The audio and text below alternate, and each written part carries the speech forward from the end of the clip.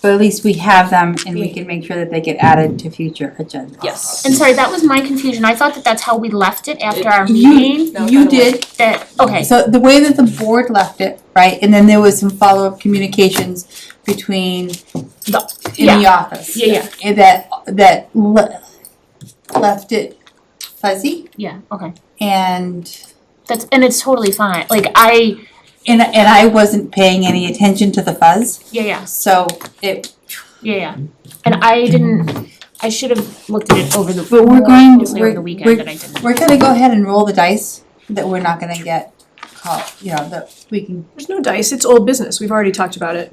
We just had a licensed app come in late, there's no reason to, okay. sorry, we can have that conversation literally in a minute.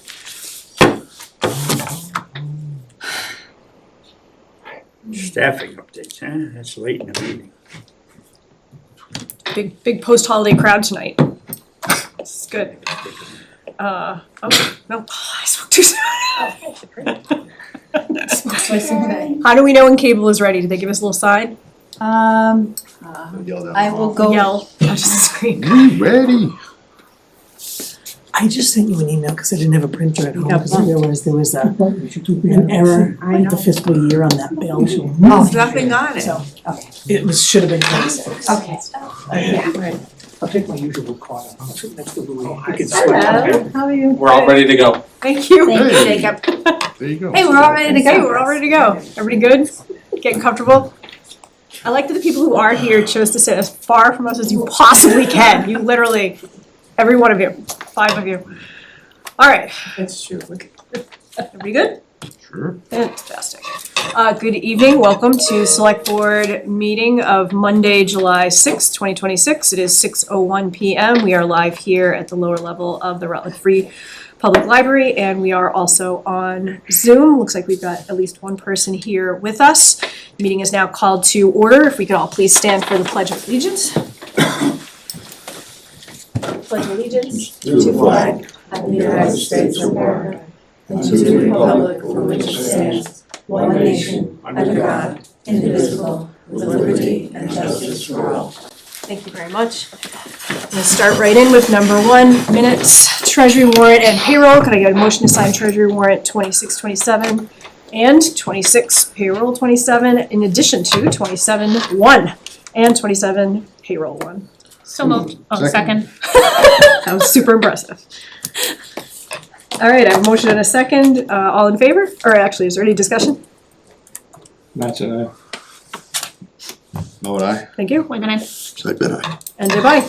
Unanimous, thank you. We have one set of meeting minutes that are in your packet from June 22nd to approve.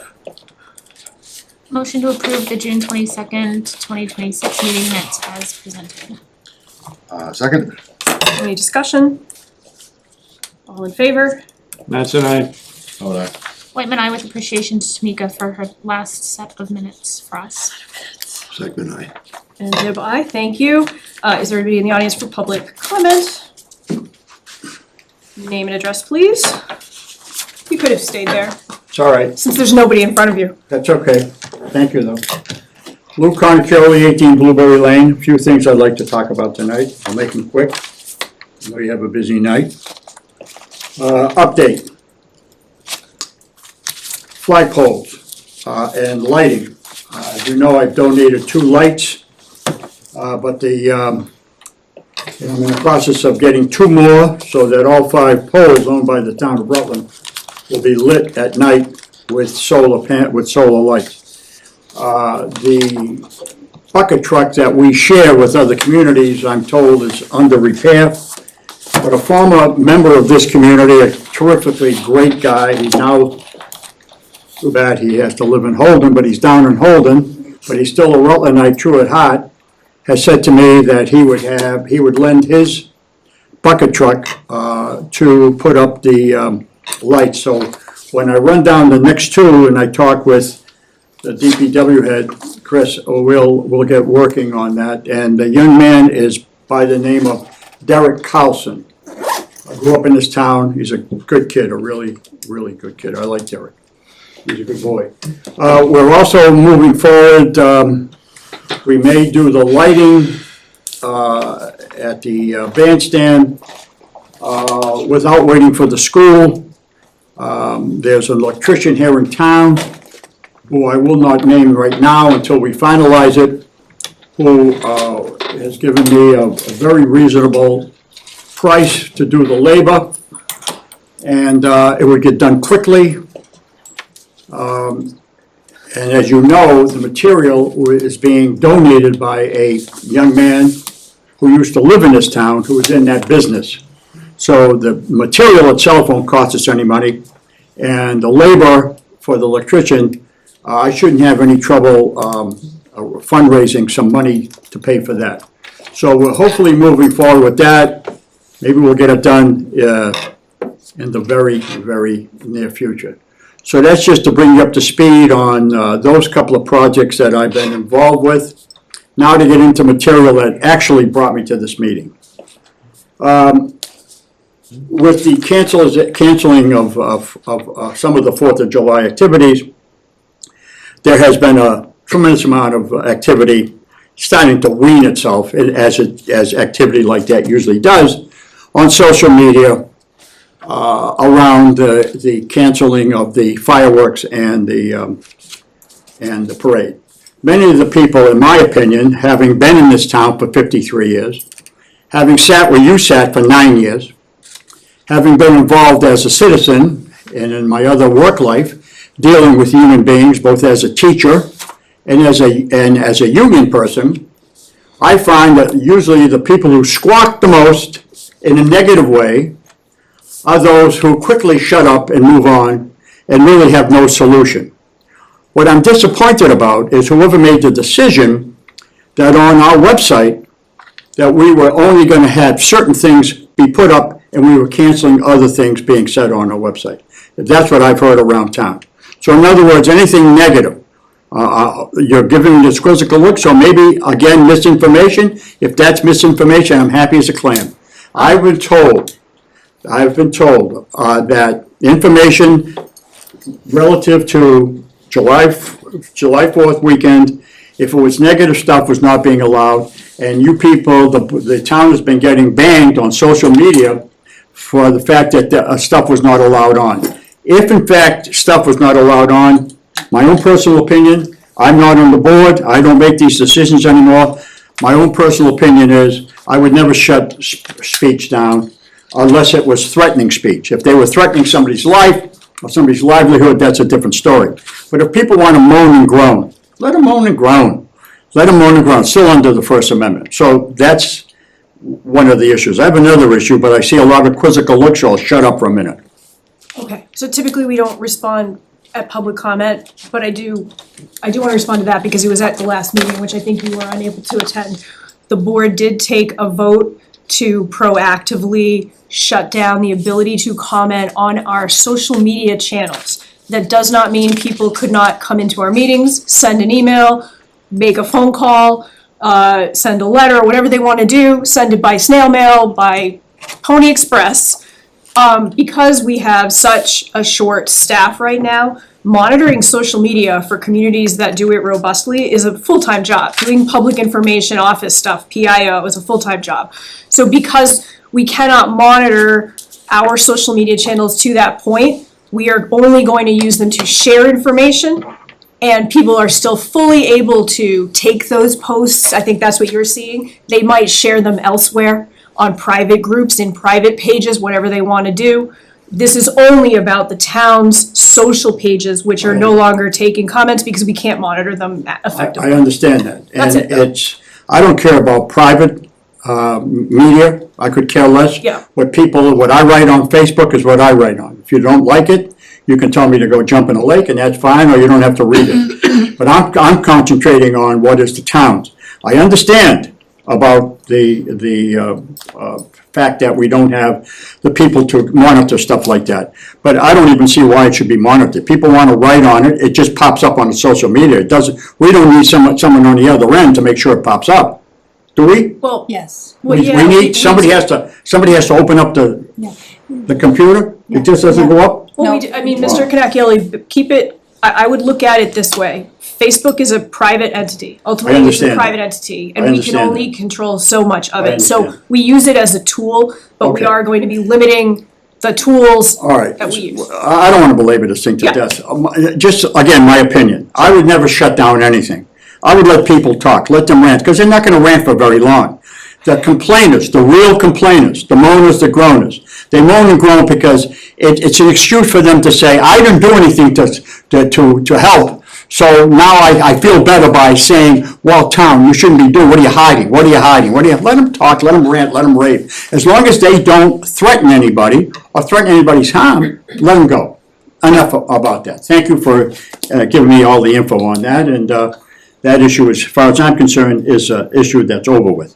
I will continue to write my little prose on Facebook, and I have been giving the town a lot of compliments and trying to educate people that what they did was not vindictive, what the town did was not vindictive. It was all a public safety issue. But people are going to believe what they want to believe. My last issue, which is the most important issue while I'm here. As you know, during the 5 or 6 months that you deliberated the last year's budget, the budget that was we had at the annual town meeting this year, I was out of town. I wasn't involved in any of it, and I was not aware of anything until I got here at the town meeting.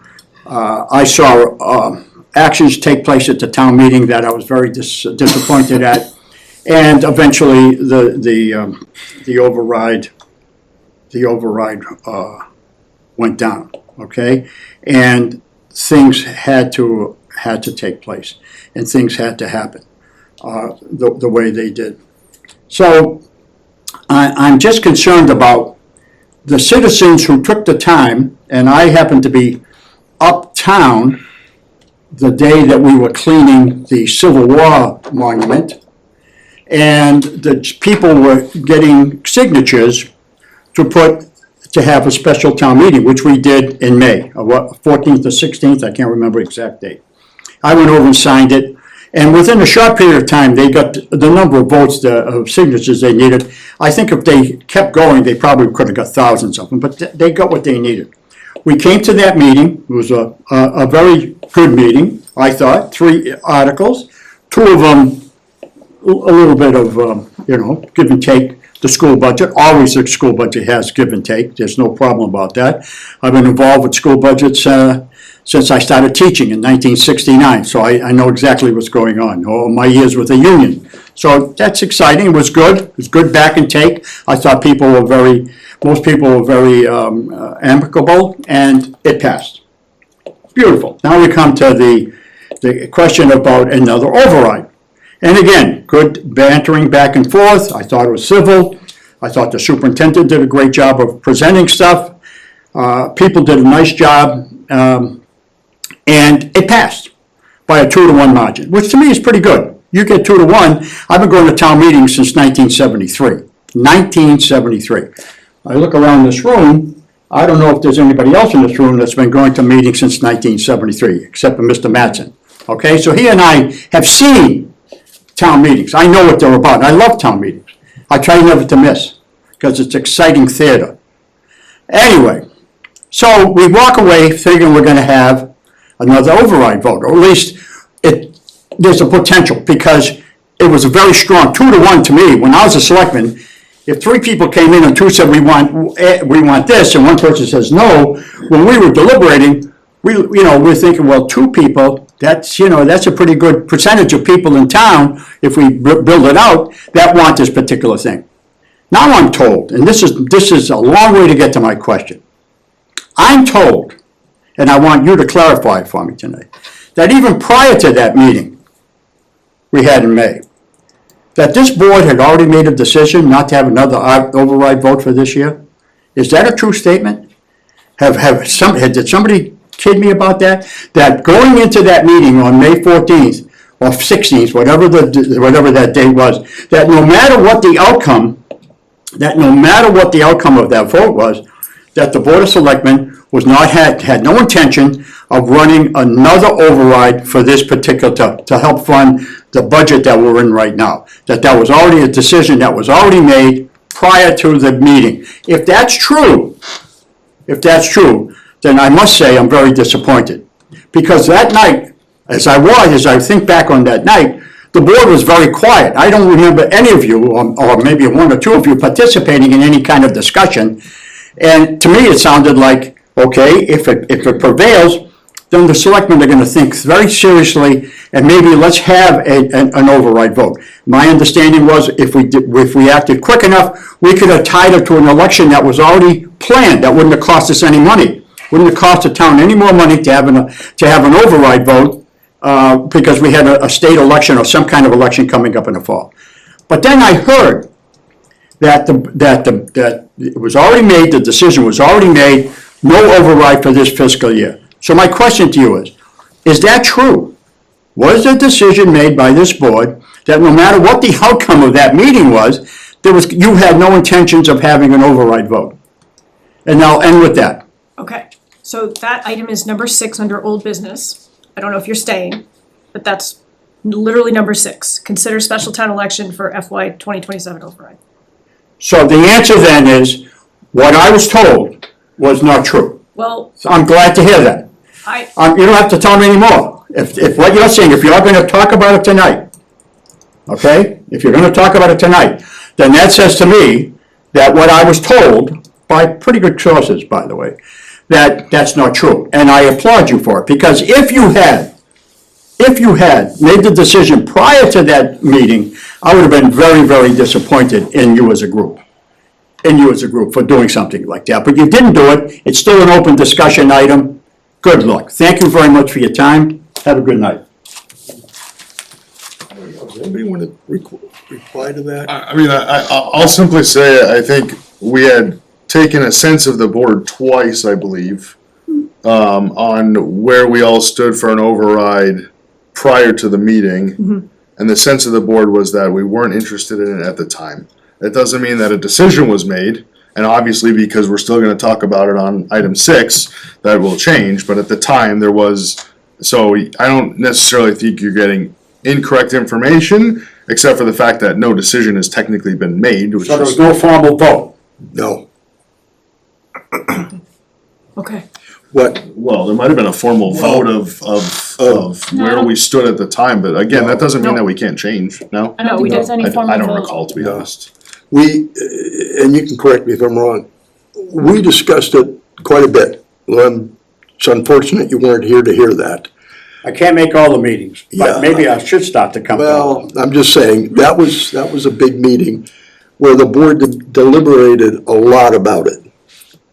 And I think the consensus was that the town, again, correct me, the town needed the money for an override. But I believe the board may have felt that we didn't have the backing of the town to go through another override, because we got this one shot down, the last one. So if the town speaks, I guess the board looks at it and says, maybe we were, you can add, what do we do then? Do we power the board over the town and say, we don't care what you said? If you don't have an appetite for an override, we're gonna push one on you anyways? That's not a democratic process, Lou. I understand that. Okay. I understand We're that, only but it was a public comment. 2-1 at the special town meeting, again. Miss- People, if I may. No, Mr. Okay, Merkley, no. all right, This is okay. public You comment. know where I'm coming from. I do. Remember, this is gonna be number 6. It was made very clear at the special town meeting that that vote for the resident petition was to get a sense of the meeting and would not require the board to do anything, but it certainly could inform the board, I which is understand that. why it is on the agenda. So we will circle back. Hopefully you're gonna stay.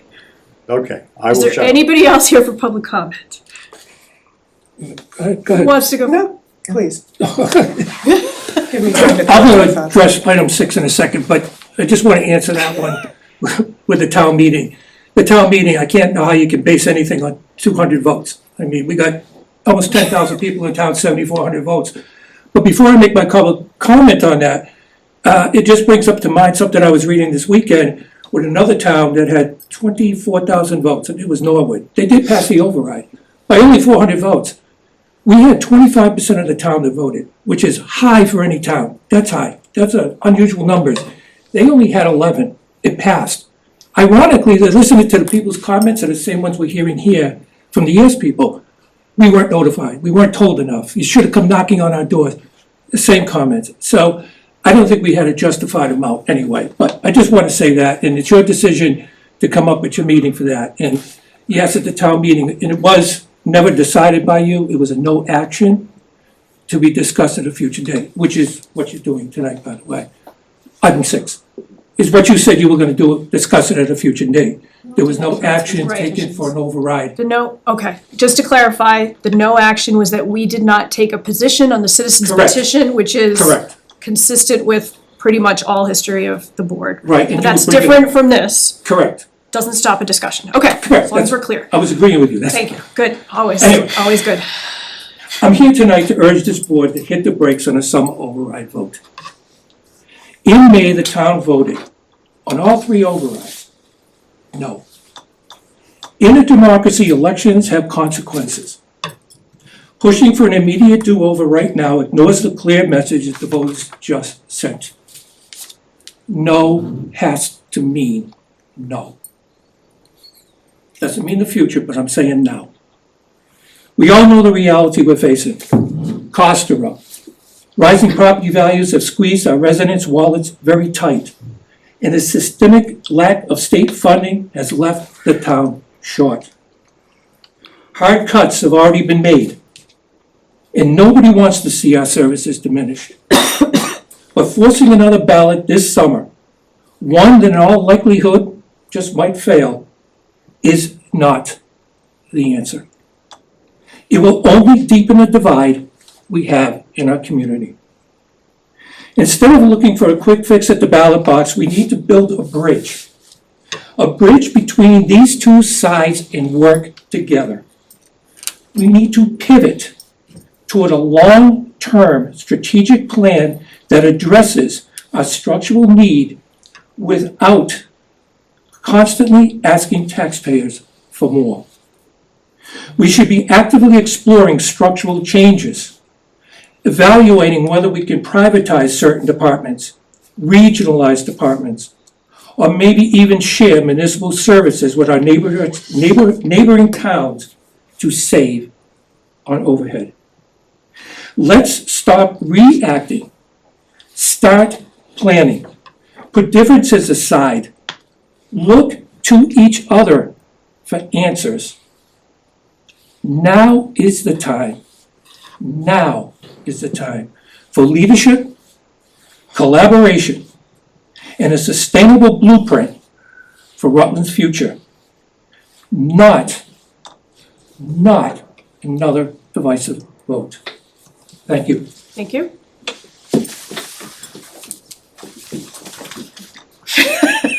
Thank you. Name and address, please. If I didn't, Mike, can you name and address real quick? Because I feel like I left you out there. Okay, Your name. Mike Tavares, Stevens Way. Thank you. I'm Saronda Jackson. I'm on River Road. I'm a lifelong resident of the Wachusett District, but new to Rutland. Welcome. Thank you. I grew up in Holden. And I want to kind of bounce off of, what was your name? Lou. What Lou was talking about, because, you know, on Facebook and X and things like this town got a lot of national publicity for canceling the 4th of July parade, I'm sure you know, Ms. Gibbs. And I wanted to push back on the comments because he's right. It's not that hard to leave the comments open on a Facebook page. Like, I manage a couple of groups myself, and it's easy to set standards and parameters on if you see bad words and stuff, they don't get posted. But people are allowed to speak, and they weren't here. And one thing that really struck me was how the people were so. 4th of July is such a big deal, and it's our nation's 250th birthday. You know, and people were excited. And Rutland, and growing up in the Wachusett District, Rutland has always been the place that you go for the 4th of July, right? So the money was collected. There were private donations, but so it wasn't a point of not having the money to fund it, but the public safety, right? But then the sheriff's office was so kind, and a lot of people came together, and a lot of people worked really hard behind the scenes to bring the sheriff's office to get behind having the public safety issue totally squashed. You need public safety officers? I'll give them to you. Here you go. But it was totally shot down and we didn't know why. And without having the public discourse, and forgive me because I am new here, I've been going to RTC meetings and other, like, on Beacon Street to talk to senators and congressmen too there, but I'm new here to Rutland, so forgive me if this has already been discussed, but it just seems that it was shot down with such disregard for the fact that this was our nation's 250th birthday and Rutland couldn't even take a gift of free public servants to come and what, just like walk the streets and make sure we're safe? I went to parades over the 4th of July. I didn't see a huge police presence and nothing happened. Unless in Boston, but we don't count that because that's like a different world, right? But here in Rutland, to cancel it, even though we had someone as well respected by all people as Lou Evangelitis, and I'm speaking as someone whose husband spent 4 months in the Hotel Evangelitis, which is what we call the Worcester County House of Corrections, for carrying his legal firearms across the border of this state. I still respect that man. And thought it was huge of him to say, here's your public safety officers. So I'm not sure if there's anything on the record why Rutland shot that down so quickly and without any public comment. So I came here because I was curious to hear from you guys what the actual reason was, because it seemed like it was a real easy fix. The money had come in privately for the event. So being a public safety issue, the sheriff's office coming in saying we'll take care of that seemed like a no-brainer to me. And I thought that, all right, sweet, we get to spend America's 250th birthday next to my hometown and celebrating. And we didn't get to do that. So I want to know whose decision it was, how it was decided, and like what were the reasons that the sheriff's office wasn't allowed to come in here and actually help us here? Because Okay. it seems egregious. Thank you. Thank you. We appreciate you coming in here Yeah. and to answer what you started with. The idea of people coming in and speaking their minds and going on the record, whether it's in person or via Zoom, writing to us is one thing. The social media management, and I hear you, I also manage some pages, is a different animal. And it's an ongoing discussion. It was something that coming off of what we had to deal with, which did include some threatening things, as well as the loss of a lot of staff, it felt like that was the most responsible decision in the moment. So that decision stands for now. Regarding 4th of July, that is not on our agenda tonight, but it will be. And so while we're not going to have a discussion about 4th of July again tonight, because I don't have it on the agenda, you're here for public comment, again, I appreciate it, I absolutely will put it on the next agenda. Is it once a month or once a week? Twice. Twice a month? Well, every other Monday. Wonderful. So you have a week off and then back you come and it will be under Okay. probably old business. If I may, just to follow up a little bit on this, the social media posting Yep. stuff, because it's, and Heather, correct me if I'm wrong, but because it's government based, we're not allowed to screen comments at all. So any hate comments, threatening comments, comments filled with vulgar language, other pages can censor, can put algorithms in to just not allow that. As government, we're not allowed to. Okay, So you're it's all or nothing. Okay. And we can't even go in, and if there's, I mean, there were some very threatening comments made to staff, and to some volunteers and who've served on boards and committees. And so in response to not being legally allowed to, because that would be a First Amendment infringement, we decided to shut off all comments, which is not, because social media isn't a guaranteed, you're not guaranteed the right on social media. Right. So that's. Because there's consequences to what you say on social media. Yeah. Correct. And so it needs to be maintained as public record. And so that's a policy right now, partially because there were so many threats there were a lot of threats being made to staff and volunteers. And partially because it became overwhelming and inundated for our staff, as the chair had mentioned earlier, so. Yeah, well, the town it was national news and Thank you. so. We're super well aware. Oh, yeah, I know you are. If I could just piggyback on that, that also prior to all of this, our social media posts did not garner thousands of comments. as this one did. And so we also, in addition to not being able to pick and choose which comments, we're also required to maintain them as a public record. Just like any email that comes in or any letters that we get, those are preserved forever as public documents. So every single comment that came in also has to be maintained as a permanent public record. And when a post goes up under, I guess, normal times, where you have 10 comments at most, it's very easy for us to log and archive that. But when you're literally dealing with hundreds, if not thousands a day, Yeah, you know, to the point where people were saying you don't have to monitor and maintain, we actually do. We're required by law to That keep makes every sense. one of those comments and to preserve them. And as you know, when they start stacking up and you have to sort of unfold, yeah, it gets to be a lot. right? And so to preserve that was really unmanageable, Yeah. even with a full staff. And Seems now like that we people don't are pretty have- passionate about this issue, huh? Yeah, so thank you. I mean, and I Yeah. think you brought up one final thing, which is we have not communicated well enough yet. At Reasons all. behind decisions. Yeah. And we're gonna circle back to that. So Yeah. hopefully we'll see you here in 2 weeks. Oh, I yeah. really appreciate that you For sure. came tonight. Thank you. Thank you. I wasn't gonna comment on social media, Jean Name and address, Sigliano, thank Susie Drive, but I will. I'm for social media, however, I recognize, I watched those posts and inaccurate things were being said and town staff had to keep correcting it because it was on the town page. Right. And they had to keep correcting the same comments and the letter from, the letter that you all did with the 4th of July committee was there, but people were still saying, we don't understand why, just like this woman did.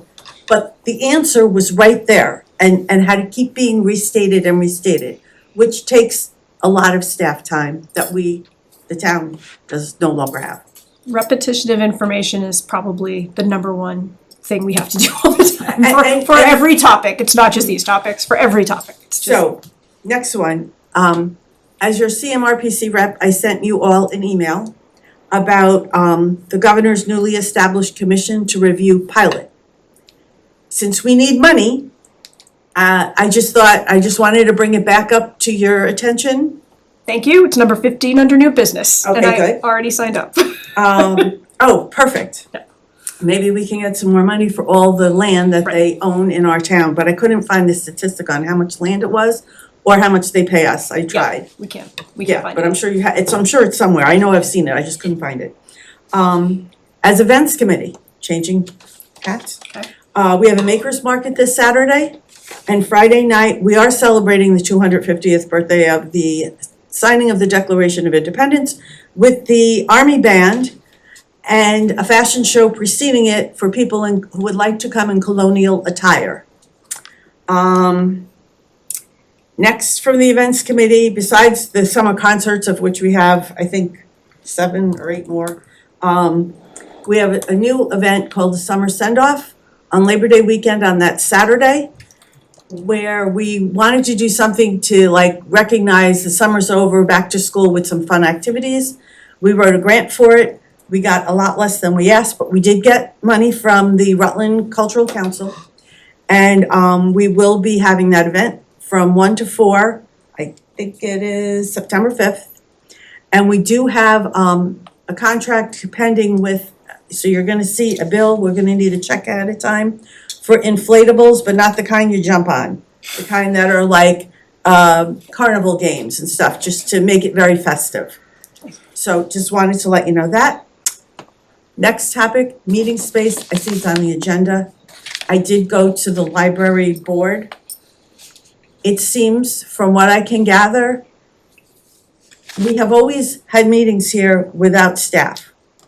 All of a sudden, the new thing is, because the budget was cut, now they wanna have staff here. It does not, it doesn't seem like we're working together. We are all volunteers, we're trying to do the good things for the town, and we're getting shut down on meeting space. We have these 3 rooms, why can't we say the library is the first floor and this is not the library? Thank you for your comments. Is that it for? Thank you. No answers, huh? Okay. I can't answer that tonight. No, we can't answer tonight. Is there gonna be a If I may. grand finale? I will take one No. degree out of the other 359. Okay, I'm here to say thank you on behalf of the Finnish American Club of Sovitaja for the lemonade social that was held on Sunday afternoon rather. Pardon me. And it was something that we were very much appreciative of due to the fact that we had been named Grand Marshals of the 4th of July parade, but at any rate, things turned out the way they did.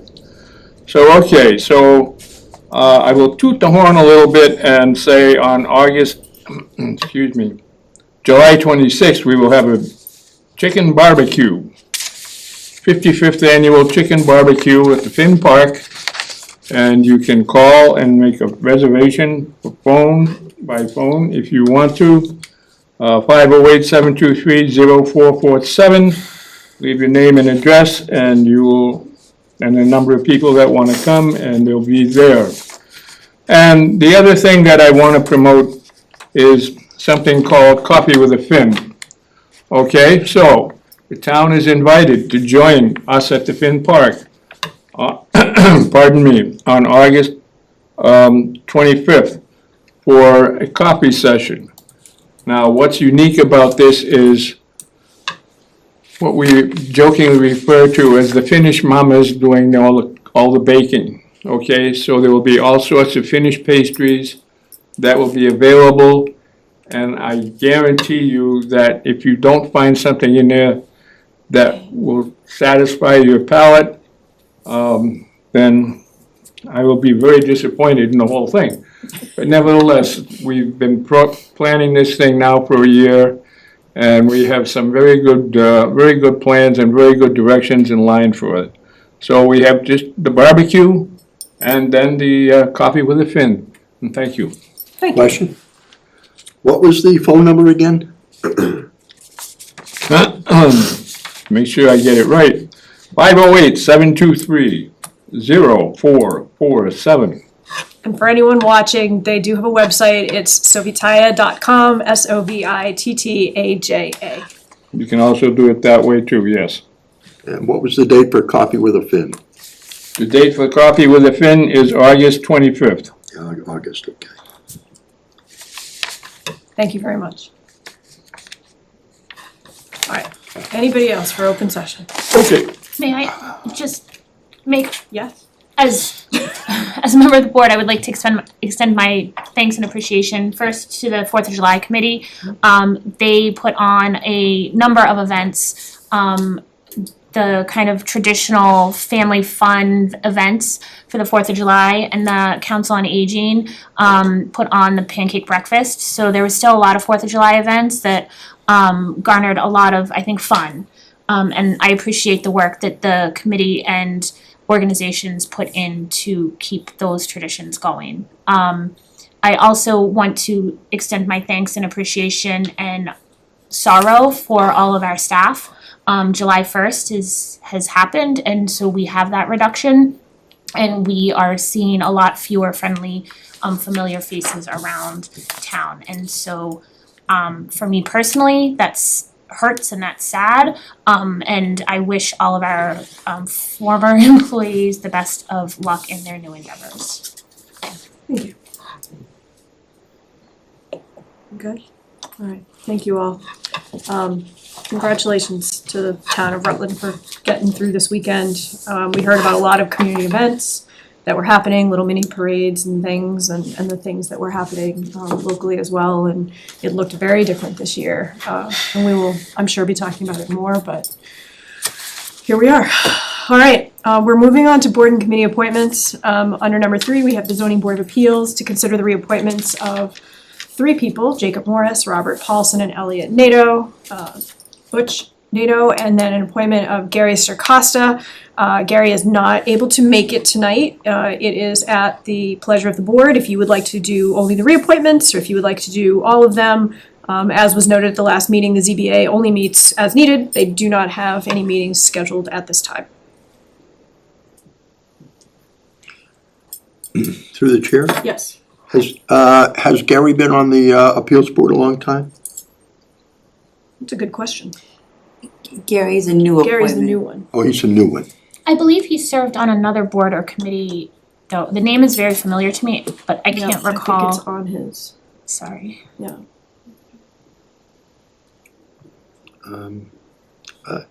I would say if the zoning board feels that he's considered for their reappointment or appointment process, then just include him.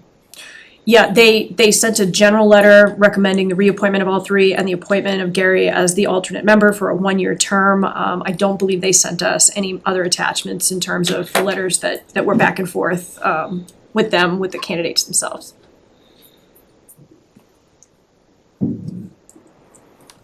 I mean, I kind of follow your inclination, Harry. Thought process. Yeah, that it's not a contested appointment. There's not a host of applicants that are vying for it.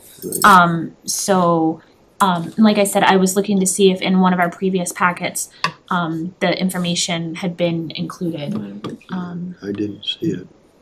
But Is it a one-year alternate appointment? It is. Okay. and I think that's another I'm reason fine that with I'm yeah.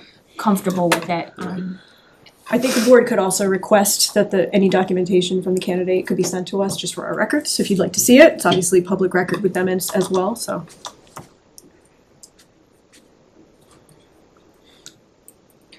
I would move to appoint the ZBA candidates as presented before us tonight. Second. Any more discussion? All in favor? Mattson, aye. Oh, aye. Wait a minute, Second, aye. And Dib, aye. Thank you very much to the ZBA for coming back and for joining us, Gary. We look forward to meeting you at some point. and just as a follow-up, I did find his letter of interest. It was Oh, thank in you. our one of our previous, let me see which one, our July or June 22nd, I believe. It was in packet, last week. I Okay, believe. shame on us. Thank you. All right, under old business, number 4, just a quick emergency services report, following the 4th of July weekend. And frankly, Heather, if you wanna wait for that until your Sure. TA update, we could do it that way? Yeah. Okay. Number 5, so we'll circle back to number 4. Number 5, meeting space discussion. We just wanna keep talking about options, and I know this has come up as well during public comment. So the annex has a room ready for people to have small meetings, and they've set up. It'll be Zoom accessible, hopefully by the end of the week. We've ordered, the technology, it's on a cart, so it won't be mounted on a wall, so it'll be mobile if there's, a need to, make that available in other spaces as well. But that's one, and we continue to look at other options in other buildings. And I think that we'll work with those department heads to make sure that those, that all of the needs can be met for both the building occupants as well as those who would want to hold a meeting there. And I think we'll include our cable department in that conversation as well, so that we're getting good quotes, so that I know that keeping the meetings public and live streamed is important for all of us. So we'll want to make sure that we're doing that in tandem. But for now, we're at least able to open up that annex space with the technology. We also have kind of old school basement of town hall is smaller than it used to be, but technically is available for a small meeting. I will say it's currently being used by our summer programs through recreation, and so I think during, for the fall, we can look to that space again for, I would say, up to 15 people or so can probably go down there. It's not pretty, but it is a room with a roof over it. People can also contact the Rutland Fire Brigade, ask if their building is available. The lower level is ADA accessible, the upper level is still not.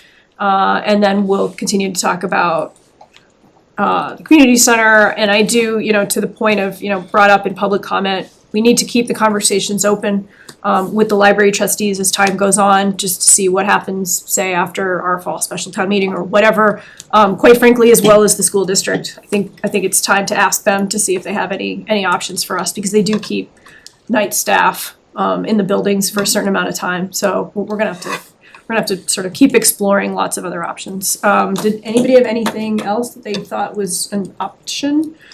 Possibility? Yeah, well, I don't know about an option, but I have been concerned about Jean's comment about the library trustees treating this building as the whole library and not as separate meeting space for the town.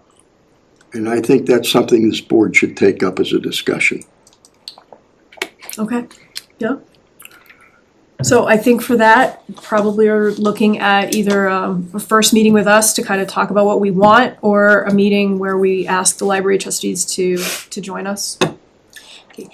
We do have guidance from council on that, so I'll certainly share that Start there. ahead of time. It is the trustees' building, and they do have the legal purview to make the decision that they have.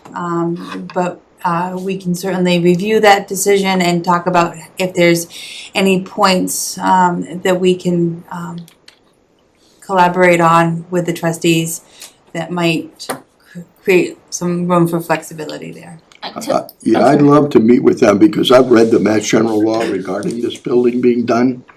And I have some concerns about what it says. So what the attorney's opinion is, I'd be interested in. And I'd be interested in hearing from the trustees and everybody else regarding that. I was gonna say, I kind of agree if we can have hopefully a cordial conversation with the trustees, just to understand their concerns, to Jean's point as well as many other community members' points, that prior to the May election, this floor was fine to be used for meeting space without staff in attendance. I know that some of the concerns, or I believe some of the concerns, are utility costs incurred for the building, but I'm not 100% sure. So if we can just to better understand their thought process and their concerns, and if we can find ways to. The trustees have worked on a draft MOA agreement with the town that addresses the utility costs as well as the cable space that we're currently occupying. Without a signed contract back from Charter Spectrum, I've been unable to execute that MOA. But certainly all part of that bigger discussion, and let me get some thoughts together, and if not the next meeting, then certainly the first one in August. All right, I think that sounds like a good plan moving forward. Anything else on meeting space?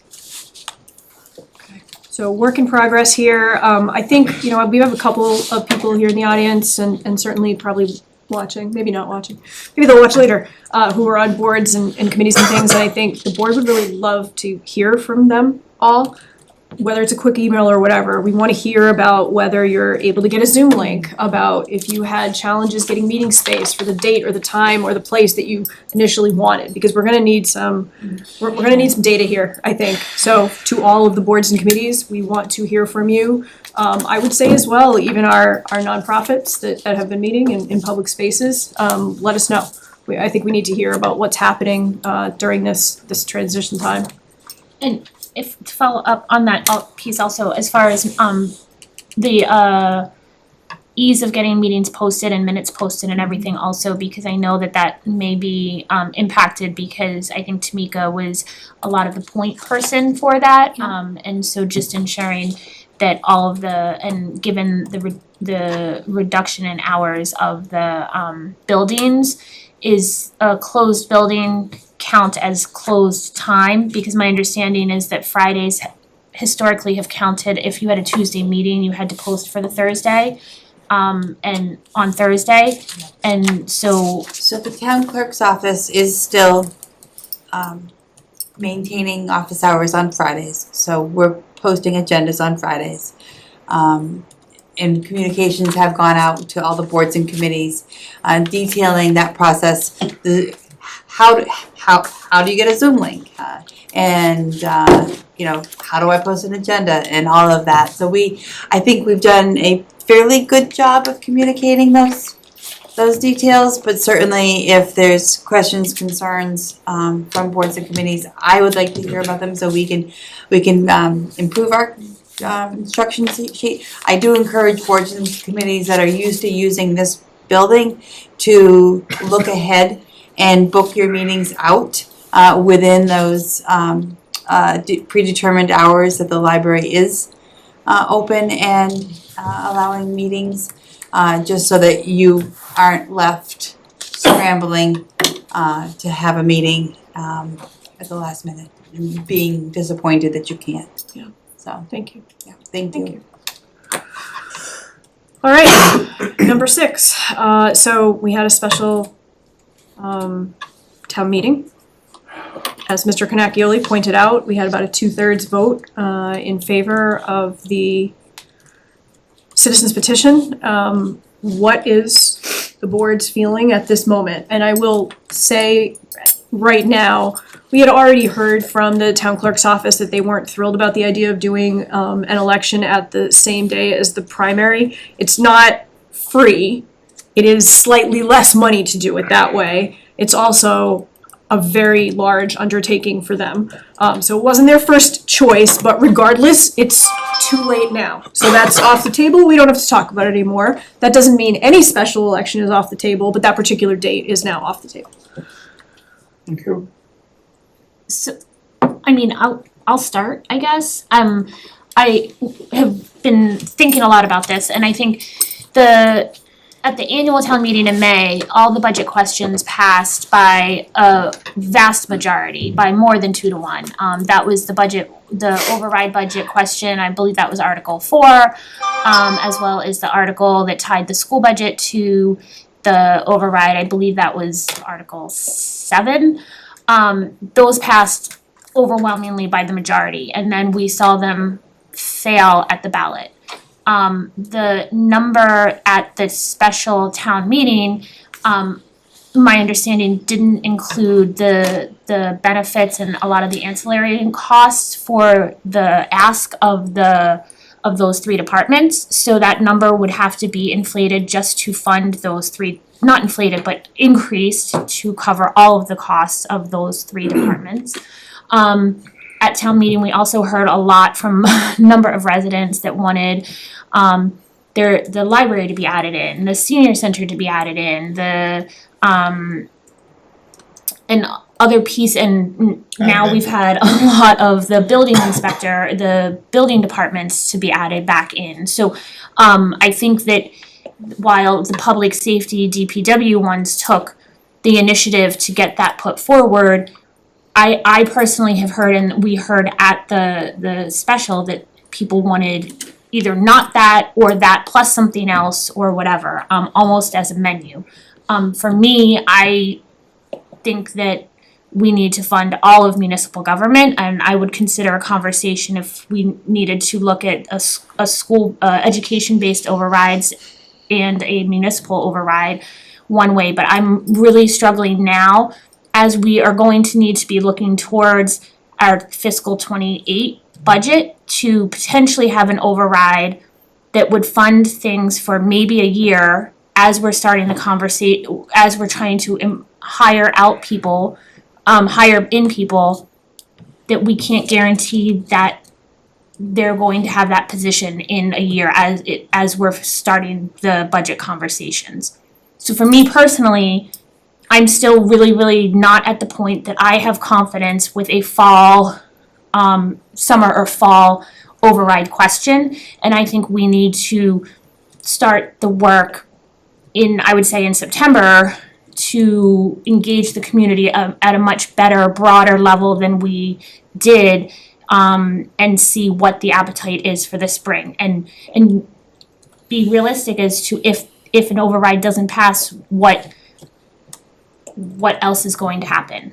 I think the hope for me personally was that the 3-year override would pass to give us as a community time to do the advocacy at the state that is an uphill battle, but we have residents here who are taking active initiatives in the Chapter 70 work, the pilot work, the UGA, the unrestricted government aid, to try to increase that. MMA has put out notices last fall that this is pretty much all Massachusetts communities are on a fiscal cliff.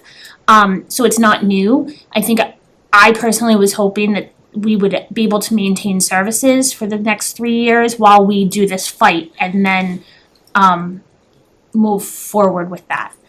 So I'm personally not confident that an override would be, a fall override would be any better off than where we are right now, given the work that needs to happen. I think to add on something to that, when you mentioned, yes, the town needs to work on expanding itself and doing things. In other words, there's a lot of open space around town that's not being used. Town planner would be something that could get us started working with the planning board. And I think that these are things that we really have to look at and figure on down the road, so that we are not constantly coming up looking for overrides of the size that we just did look at, okay?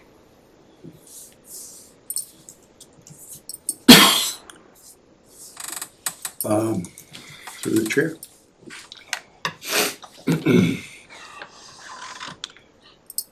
Like me, I've had a lot of thought about this. My first thoughts were that I've met the police, the fire, some of the guys who have been let go. I feel for them and their families. I think we tried to do the best job that we could in educating the town why it was necessary. As I have said before, we gave the town a break last year and didn't go for an override. We took the hit that we thought was necessary to the cash account. So I feel terrible that it did not pass. But with that being said, we had several hundred people who said they wanted to put it on the ballot. We did that. Then we had almost a couple of thousand people who said we don't want it. So if you're talking about a town speaking, then the majority of the town spoke. So you had almost 2,000 people who came to vote.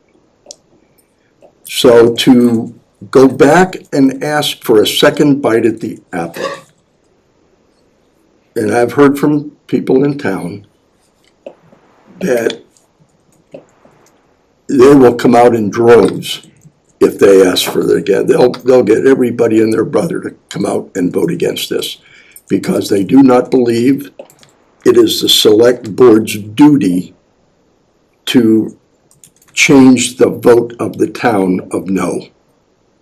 They spoke. Now, as a board, we can do whatever we want. We certainly can put it on for a vote. That's not a problem. But I'm feeling that I was elected by the town, and I have to put the town citizens first. And if they said no, I have to agree with that. As painful as it might be for me, I have to agree with that.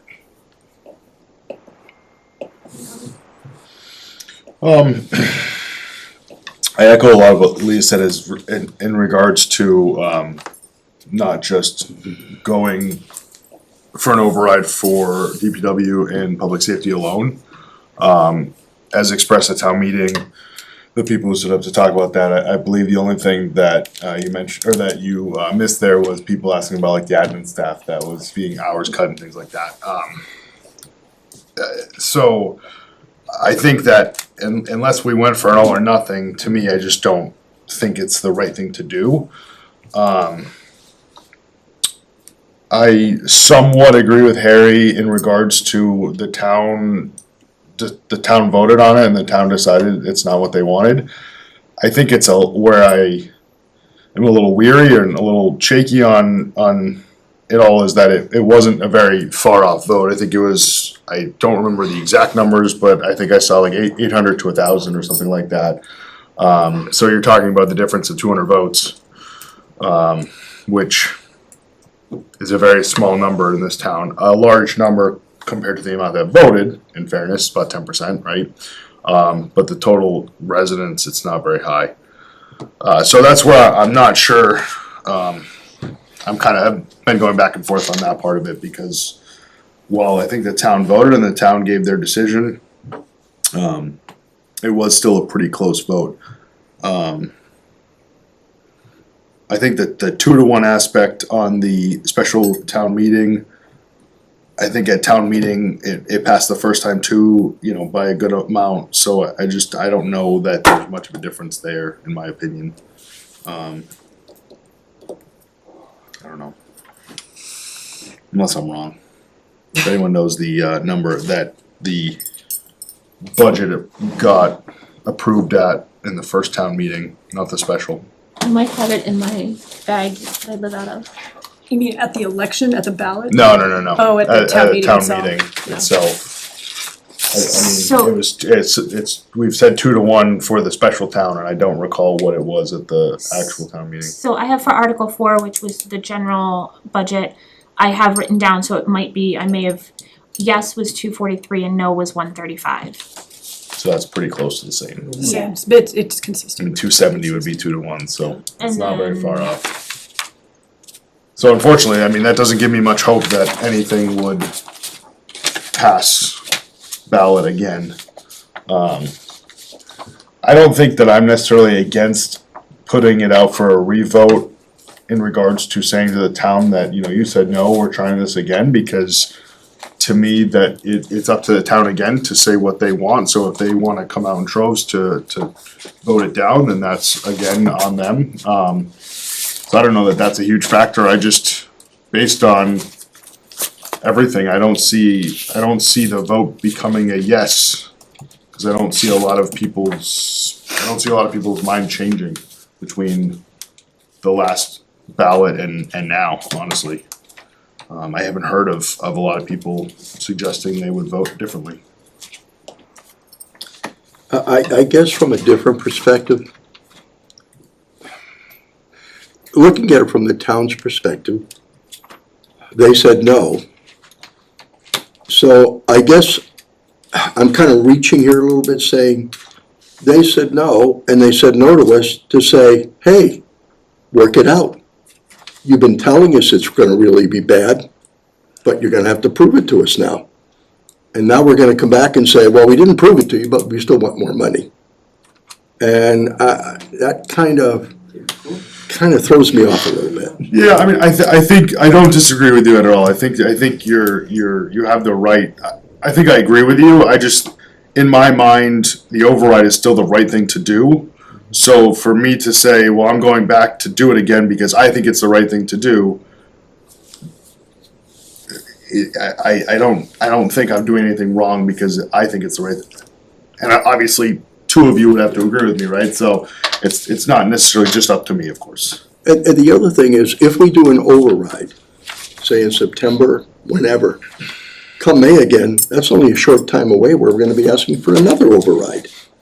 And this one is gonna be more important next year than this one is. And I think that's where I'm coming from, is that if we're not, if we are literally just looking to do something in the fall that's a tiny Band-Aid on a giant hole to get us through till May, while we are starting to have these budget conversations, because realistically, the earliest we could have the election now would be the end of September, I think. Yeah. October, that's when we need to start talking about the fiscal year 28 budget, and seeing the amount of heartache and expenses that went into the reduction in staff this time around to hire people back to then have to do that same thing again and potentially do that same thing again in the spring, Yeah.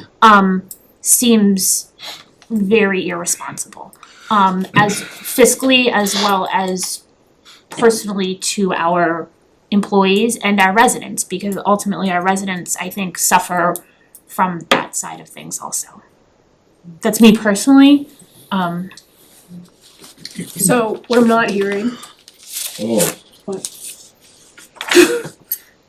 We did take a vote on, this is sort of back to Lou's question, but also somewhat related to what we're talking about right now. We did take a vote on, going for another override, but also using free cash to cover the expenses until the override could take effect. right, that So was that's- my Hail Mary. But that's sort of related Well, to. Yeah, but that's Yeah. over and done with. Yeah, Yeah. I'm just clarifying, cause Fair we enough. took a motion, something, Yeah, or a vote, Yeah.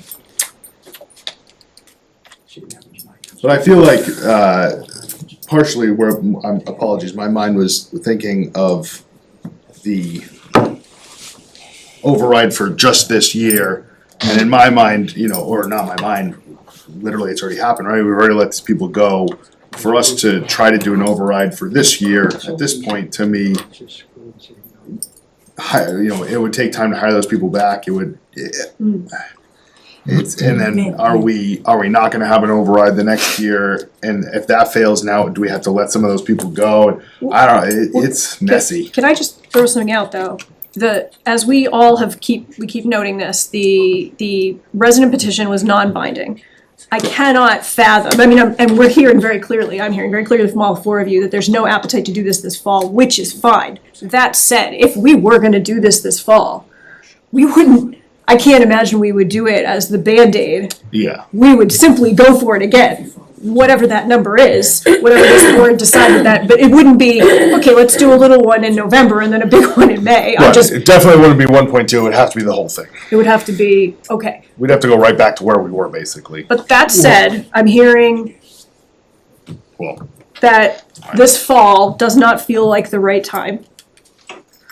And that's what I just heard from all of you. So I just wanna ask a follow-up question, which is, is it appropriate, I think it might be appropriate, to say, well, we don't think this fall is the right time. We are hearing from residents who are still sort of recovering from this spring and this summer, and it would possibly just fail spectacularly, whatever the reasons are. But are we also, and this is a board that was committed to going for the override last year, I don't see a value in sitting around at any point and saying, we're not going to try again. We will not be in a better place come January or February or May. We will only be in a worse place. So it's fine to say we're not doing it this fall, but are we also committing to say, we're not gonna do it this fall? But guess what? We're going to have to take notes and listen to what was said to us and try again. Because frankly, even in these past 2 weeks, you know, we just had 3 new inspectors walk in the door today. The one inspector already spent 9 hours here.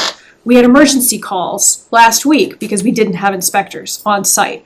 What I don't personally want, and it's a bit to Harry's point, is the prove it. I don't want an emergency and a tragedy to prove to people that we actually do need more police and we actually do need more fire and that our public safety staff is gonna get completely burnt out. So that proof is what I'm hoping to avoid, quite frankly. I don't want us to have to learn a hard lesson. I want us to just figure out how to do the right thing. You know, to Mr. Dvarakis's point, of course, we need to do the big ticket items. They're not gonna help us. They're not gonna help us this September, and quite frankly, they're not gonna be in time for May either. Right? They're not. So, I heard all of you. It's sounding like we were there at the meeting. We saw the 2/3. You know, to the point of the people who are saying, you know, this is who came to the meeting, the vote was taken and it wasn't that many people. It was a good turnout for one of our meetings. And frankly, regardless of that, whether we get 60 people or 900, and we've had both, whoever shows up gets to make those decisions. And we've tried to convey that to people over and over. And it's the same at the ballot. Whoever shows up gets to make those decisions. And we know for sure that more people make it to the ballot than to the meetings. For various reasons, that's okay too. Those numbers don't always correspond, sometimes they do. But yeah, I think we didn't necessarily have, to perhaps Harry's point, we didn't have 1,000 people at the meeting, did we? We didn't have this overwhelming message sent to this board. It was, I don't know. I don't think we did. Madam Chair, Yes, Madam Chair, I'm gonna give you please. 1 minute. I'll take less than that. It's so easy to just show up the ballot box and vote no. You don't come and listen to the discussion. And that's the mindset. That's the worst thing about 2.5, that you have to have these overrides. And please, split the overrides. If you're gonna have a school one, keep it separate. Keep it separate. In my opinion, and I'll end with this, what caused the override to fail was at the annual town meeting, tying education to the override. That's where the 200 votes came to put it over to the no vote. Despicable what the finance board did that night. All right, but anyway, thank you. So I guess what I'm asking the board now is that I want to confirm, I think I've heard you, that this board does not have the appetite to do an election this fall for an override. And I think I am asking this board whether they're ready to say now that we have to just start planning again.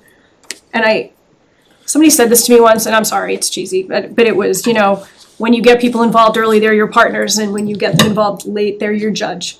And I think the earlier we are able to make this decision and make adjustments, and, to what Mr. Cannacchioli said, maybe it looks different, maybe the override is structured differently. I don't know what the answer is, but when are we starting?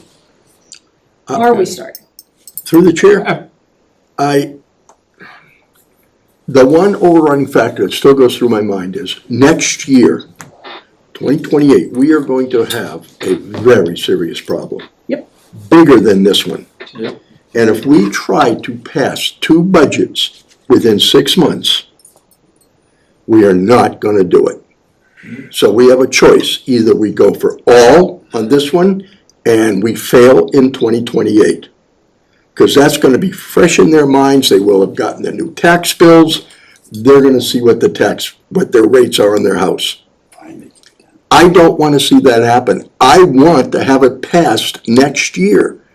This is kind of water over the dam. We may have to live with this. We'll have to figure other things out. But to try to put up another $3 million, $2 million now, and then ask for $4 million a couple of months from now, because that's basically, I think, what we're gonna be close to. But are you saying? I don't wanna see any override this year, whether it's No, now or but spring. that's my year. question. Next I year. want to know if we are all on the same page, that we are already talking, it's July 6th, about the plan for next year's override. Yeah, It next. doesn't have 20 to wait till October. Nothing's gonna, So I am of that mindset. I think we don't do anything, we don't have a ballot in the fall. But our next spring election in May, we have an override. Or multiple override questions, whether it's, and that's for at minimum, the fiscal year 28 budget. I personally would like to see something beyond the 1 year, so we're not in this cycle.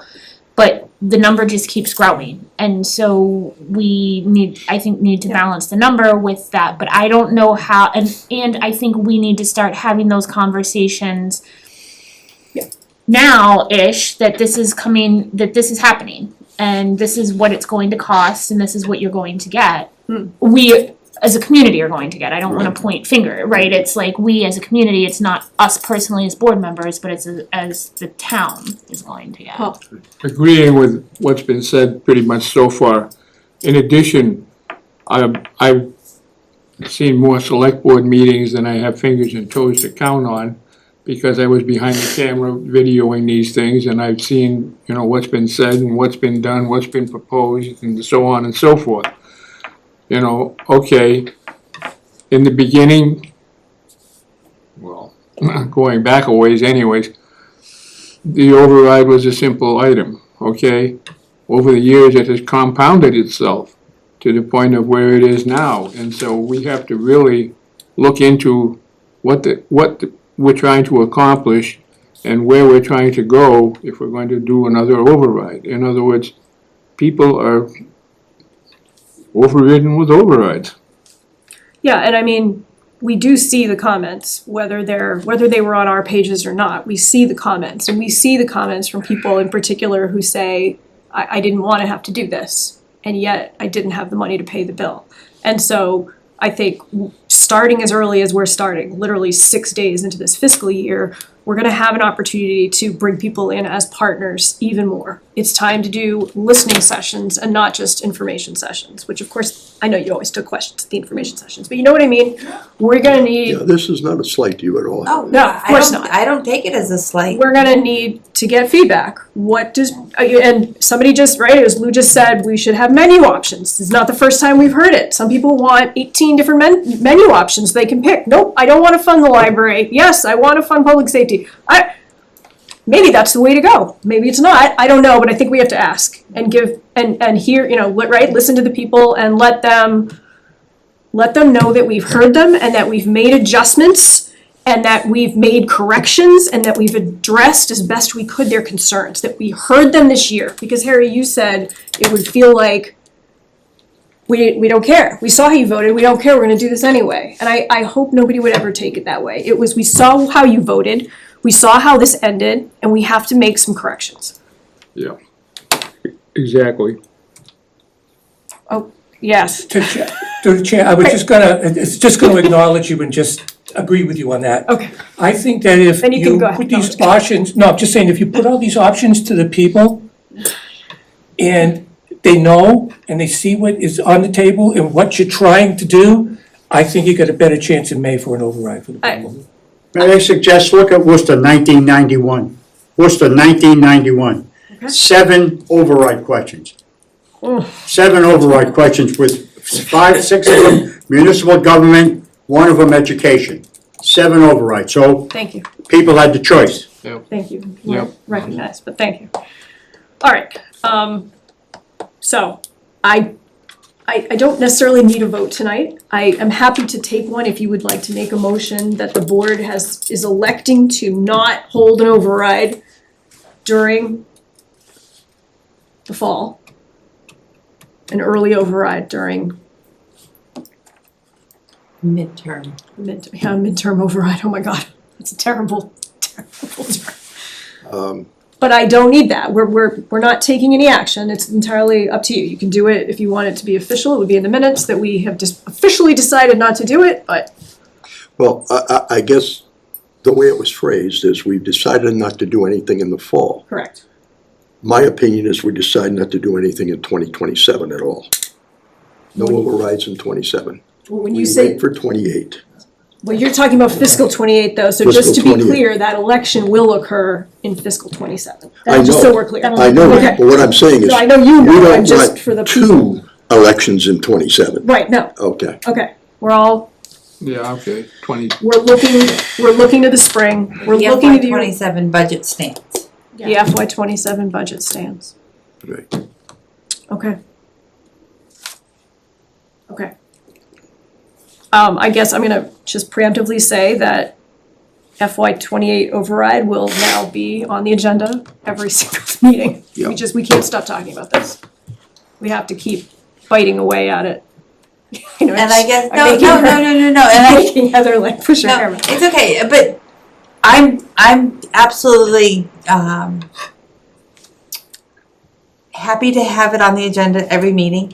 However, I'm gonna need, you ask what I need. Yep. I need to know what it is specific that you wanna be talking about at every meeting.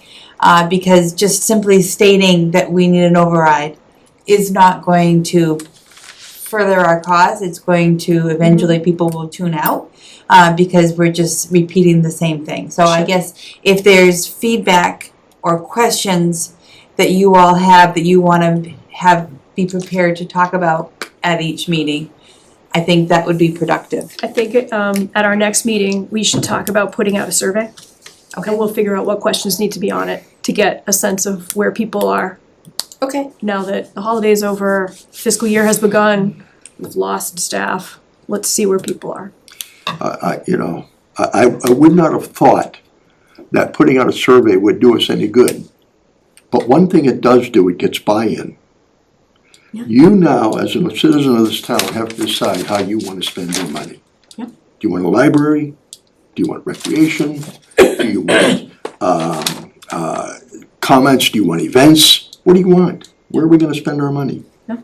Put, not just leave it up to us and then them say no. I think we need to get some buy-in. Right. I have to agree that I think also that the possibility of multiple override questions does bear some fruit, and we can probably look into that too. Sorry, repeat what you just, what? In other words, okay, Mr. Cannacchioli mentioned that the city of Worcester had 7 override questions. Yep, Not looking into that many, but okay, it's possibility that we could probably thank you. accomplish a little bit more doing something like that. Okay, thank you. I just wanted to make sure I wrote that down the right way. All right. Thank you. Thank you all for that. I know it doesn't sound like it's progress, but it feels like progress somehow. I'm gonna move on to number 7, town line welcome signs. So that document in your packet has not seen any changes. I think I just need to hear from the board if, and again, this was work that was done by the previous board. It was then, I think, reviewed at the time and kind of tweaked maybe a little bit by the Economic Development Commission. Again, we know we're way over the timeline for these. We had a quick note today that the sign that you see as you're entering from Ocam, the one that says Rutland Residents, is going to be taken down for restoration. So people don't worry about that sign. That sign is being restored, and obviously, based on our locations and fees, we can do whatever you want with these. We can change the fees, leave the fees. We could take that one sign out of the fees since it's not really advertising anything. It's just a town sign for our residents. And then we need to talk about whether we're giving right of first refusal to the existing people or just opening it back up again for first come, first serve. What do you like? What's your pleasure? I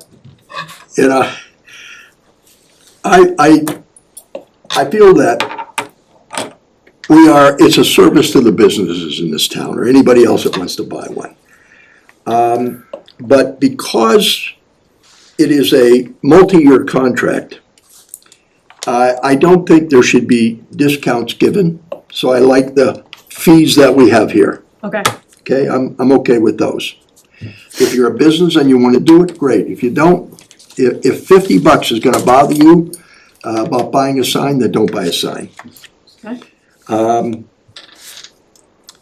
As far as first come, first serve, that's something I've tried to think about for a while because it's a two-edged sword. If I have a sign and I've had it for 3 years and now we go open again, do I get first choice of refusal? And if I do I keep the best sign, which is the one I wanted, which somebody else may want? So I'm conflicted there. I would like to see a lottery, so to speak. If you want the best sign, we put your name in it. If we pick it, it's yours. If not, it's not. We don't try to pick somebody favorably and say, oh, well, you had this for 3 years, so you get to keep it. You're a business. We know what business is like. I ran a business for 30 years. I took my chances, paid my dues. So that's the same thing here. We're not gonna show any favoritism to any particular business who wants to buy a sign. So I guess those are my basic 2 comments. all right. So right now we have 9 locations, 3 price points, $12.50 on those big locations, $1,000 and then $750. So basically we would take applications, you would choose which level you want, and you would join the lottery. If we have 3 prime locations and only 3 people that want it, we don't need a lottery. Other than that, I would think you would join a lottery. I know 2 people interested at this moment, yes. Okay, Okay? I was gonna say, I agree with Harry not doing it as a, like a grandfathered in, because I think part of the opportunity should be to provide all of the Rutland-based businesses a semi-fair opportunity to have a chance at a spot, and not just because they were able to get that spot first, maintain that spot. Obviously, we have the very varying costs, which I'm comfortable with, so if people are comfortable, the business is comfortable paying the $12.50, but might wanna be considered at the $7.50, they can put could put an application in both. If they got their $12.50 spot and that's what they want, then they take it and it opens up another spot. Yep. And I think it's in here that they're Rutland-based businesses. I think that we very much want to promote it as the Rutland community businesses and not businesses outside of, that are based outside of Rutland. Okay? Okay,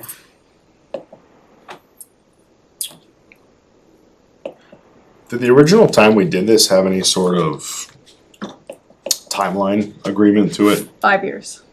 And that 5 years obviously. It's been 7.5. Yeah. I can't, Well, there are people hanging other signs on our signs, which is, as experienced down on Route 68. I don't understand why that sign's not down. It was put up illegally, they didn't get permission, this is not, okay. Anyway, yeah, so I think I agree with the direction that we're currently discussing. Yeah. So as the current policy stands right now, it actually says if more than 9 applicants come, that we would go to lottery, but we're gonna start with the lottery. All applications will enter the lottery system, they will choose what level they like, and it becomes fair that way. No, I meant lottery per, Yeah, like the Well, the $12.50 would Right. have a lottery, the Right. 1,000 would have a lottery. okay, right, and that's Oh, not okay. quite how it reads right now. Right now it Okay. says more than 9 applications, then we'll go to a lottery for the Oh. whole thing. No, We're just gonna start lottery. What do we do if nobody wants a 12.50? I think the $12.50 are the ones that everybody wants, I to be think honest. there'll They're be people wildly biting at it to under- get the $12.50. Wildly undercharging. Where do you buy that kind of advertising for 5 years? So just for reference, in case people are, I don't know if you have access to this, so this is a 2-year period now, so this is, in terms of the money, it's actually much closer to where it probably should have been, so it's 2 years, it's definitely the best deal in town. And that does not include the cost of a sign, so they are going to buy their own sign and we will give them the parameters for it so that it looks the same size and all that. I don't see the part about Rutland specific, but I agree with you, we should add it. If you see it, let me know. And then my last question, I had a question.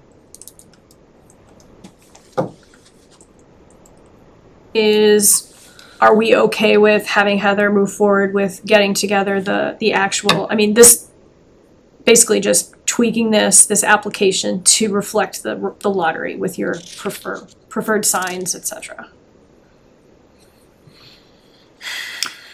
Heather, Yes. have we ever figured out the fund for the money? Oh, that was my question. Not that I know you have a lot on your plate, so I'm just No. asking if going I forward. have not. Okay. What we have established is that it's a special revenue fund. Those funds are held, obviously, separate from all other town funds in its own account.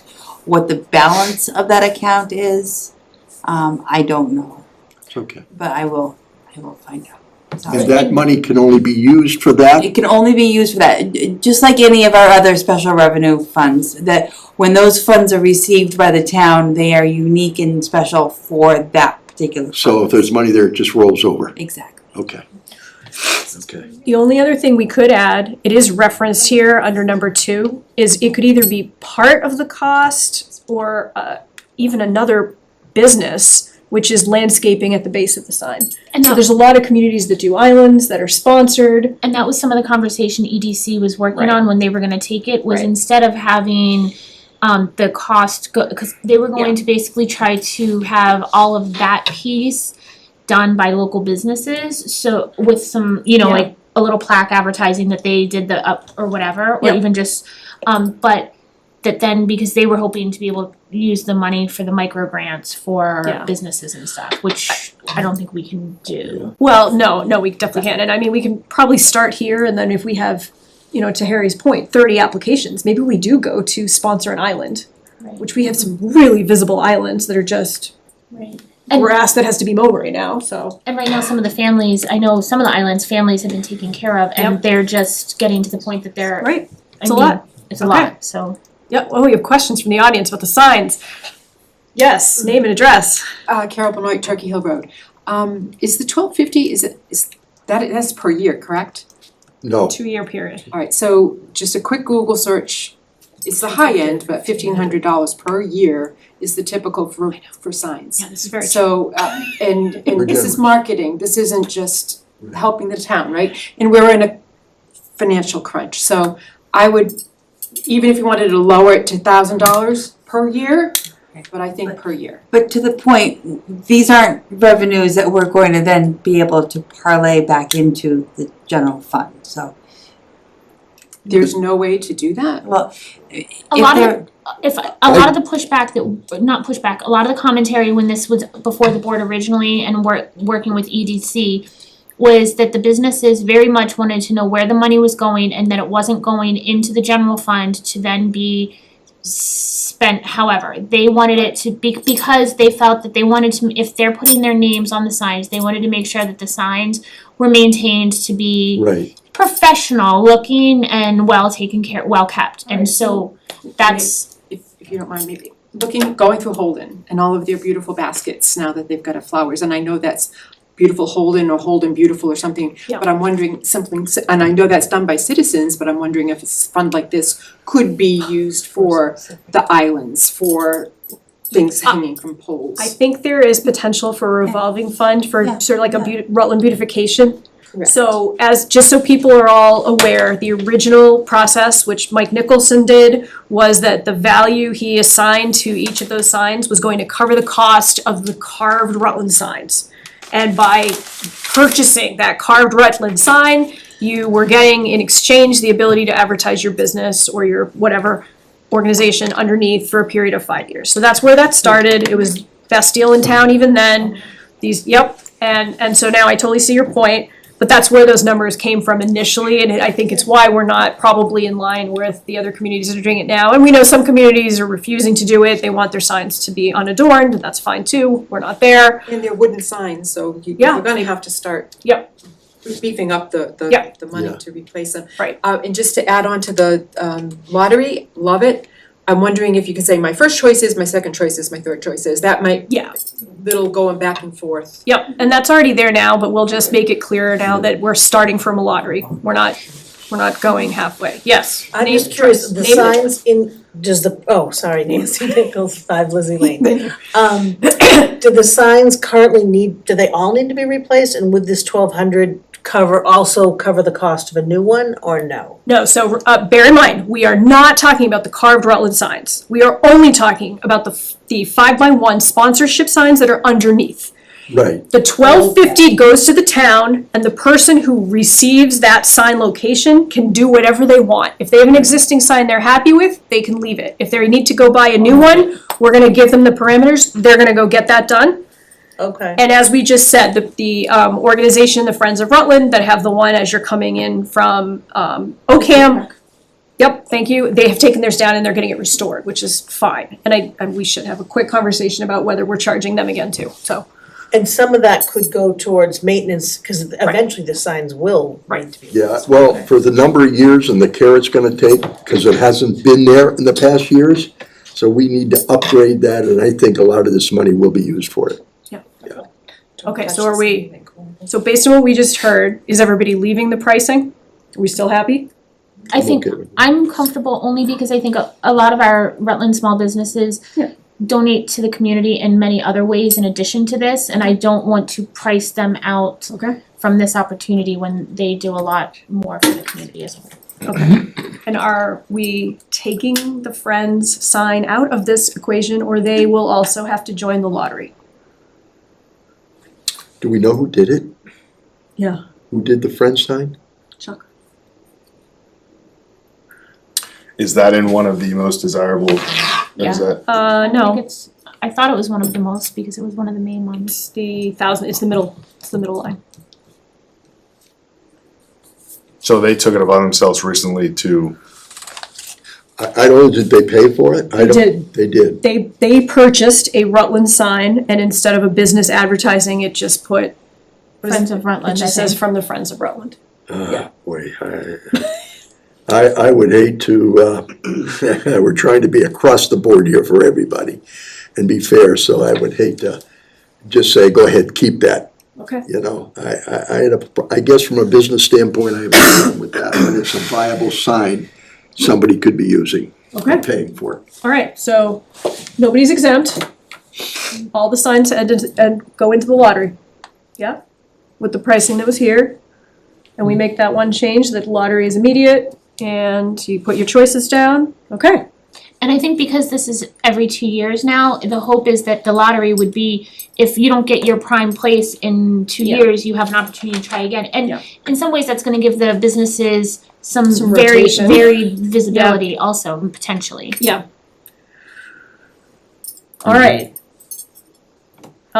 That was sort of all administrative. Heather, what do you think? Do you want a motion for any of that to move forward? And No. sorry, I didn't see anywhere that it said specifically Rutland-based businesses. I just didn't see at the either. very top in the blue,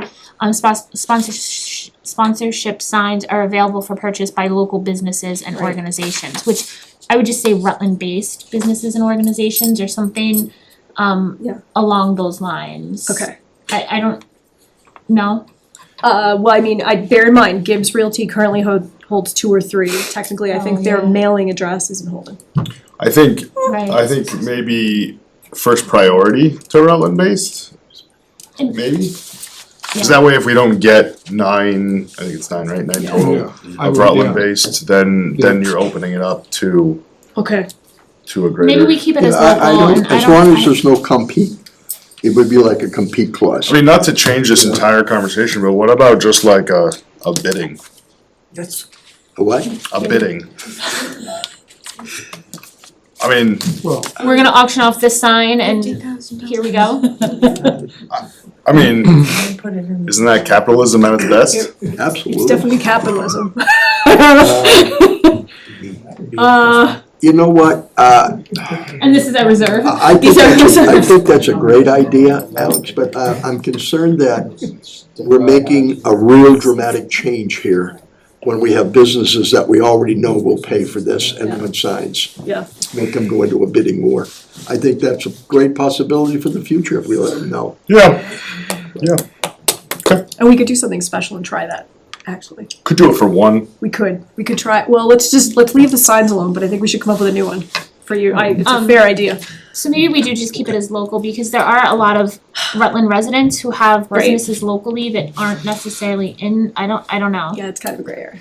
I don't know. I mean, I think leaving a gray area open to interpretation is not the best idea. I think we should try to close as many gray areas as possible. So maybe it is priority to. How about Rutland residents? Regardless of their business, they are Rutland residents. But Yeah, then you there are have a lot some of people who businesses- own a business in town that is not a Yeah, resident. there's a number. Okay. So how about, I mean, we could just combine it, right, and say Rutland resident or There you go. Rutland business. Right. Would that cover And everything? again, say Okay. we will give priority to Rutland residents and Rutland businesses. Yeah, the Rutland first lottery, businesses. Right, I'd rather, first preference to Rutland business, second preference to residents. Because the reason we did this was for business notoriety in town. So I'm sure we're not gonna get every business buying a sign. We don't have that many businesses anyway. Huh? We don't have that many businesses anyway, right? Well, have a lot, I think, actually. yeah, we have a We have lot, a but lot. I think there's some that don't feel the need to do this. You know, word of mouth, I don't need a sign. okay. So where are we at? I think we are at full lottery, Rutland, you have to be either a Rutland business or resident. Harry would like it to be more business. I Priority think to business? Priority, I think I would push back and say, what if it's a nonprofit, what if it's a community group, what if it's a neighborhood? I don't wanna not give them, Whoa, wait. Well, with that, so if it's a Rutland business or nonprofit, well, we didn't say that, we said Rutland business or well, a resident. nonprofit is a Right, business. no profit Fair enough, still is but you know, business. I guess that's not how I was taking it. Okay.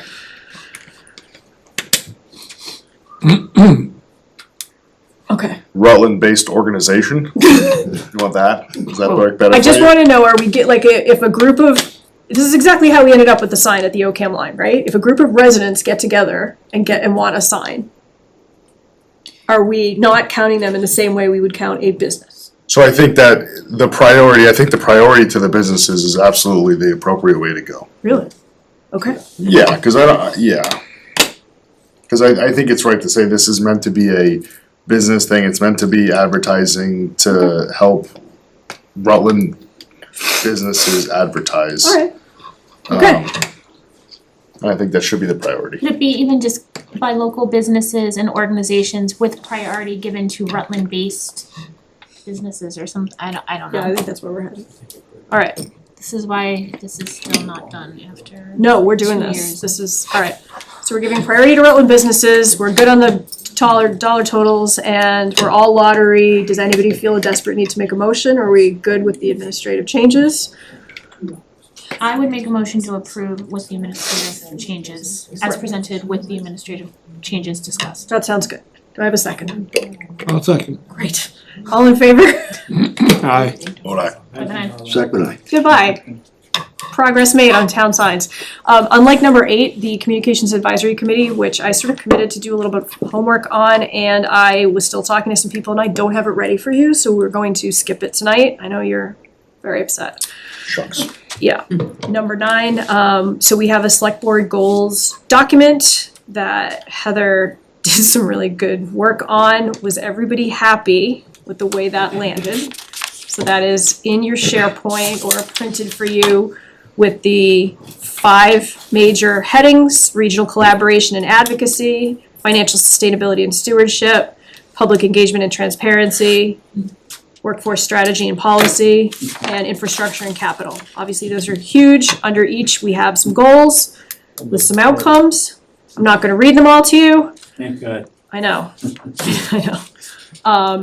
And if everyone is happy with this, Heather is going to take this and start kind of actualizing it and give us guidance on what we need to tell her to do.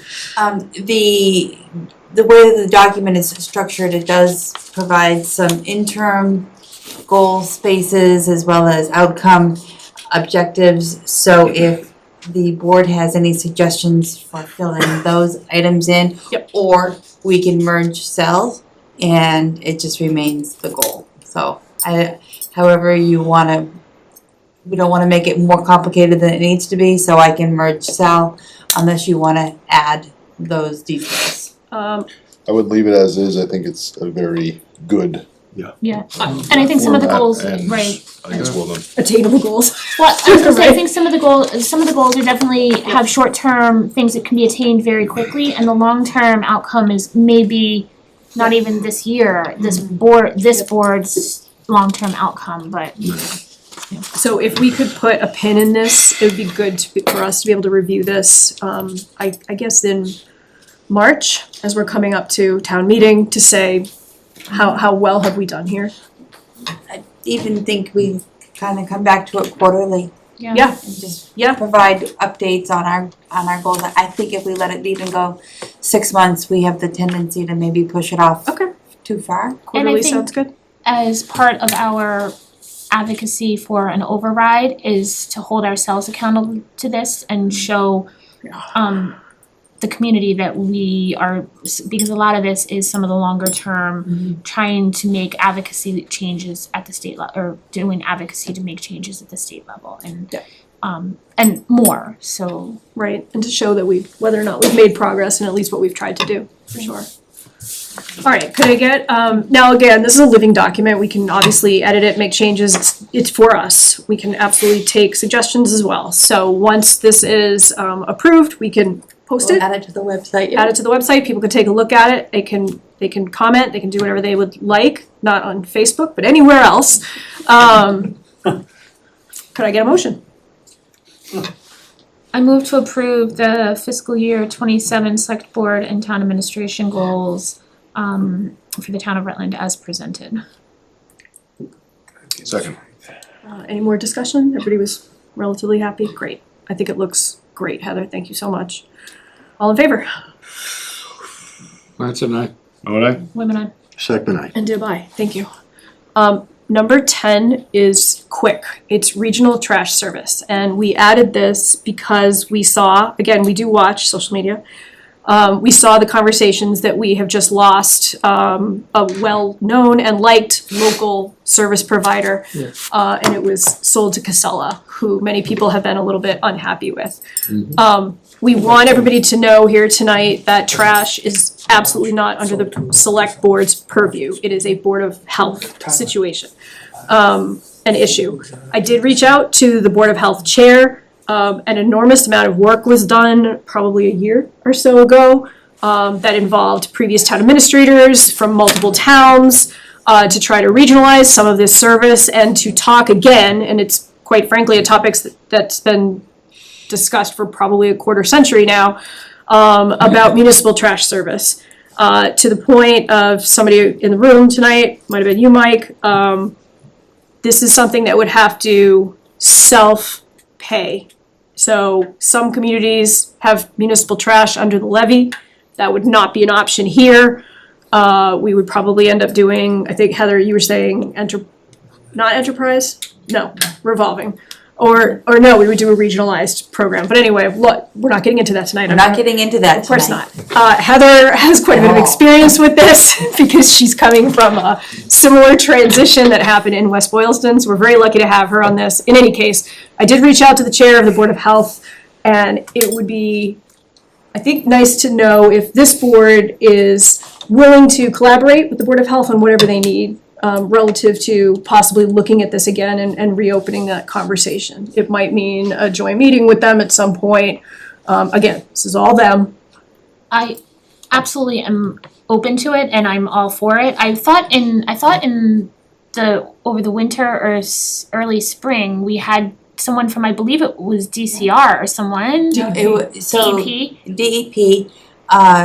Irene Cognan, Yes, who is yes, thank your DEP rep, she came out and provided an update.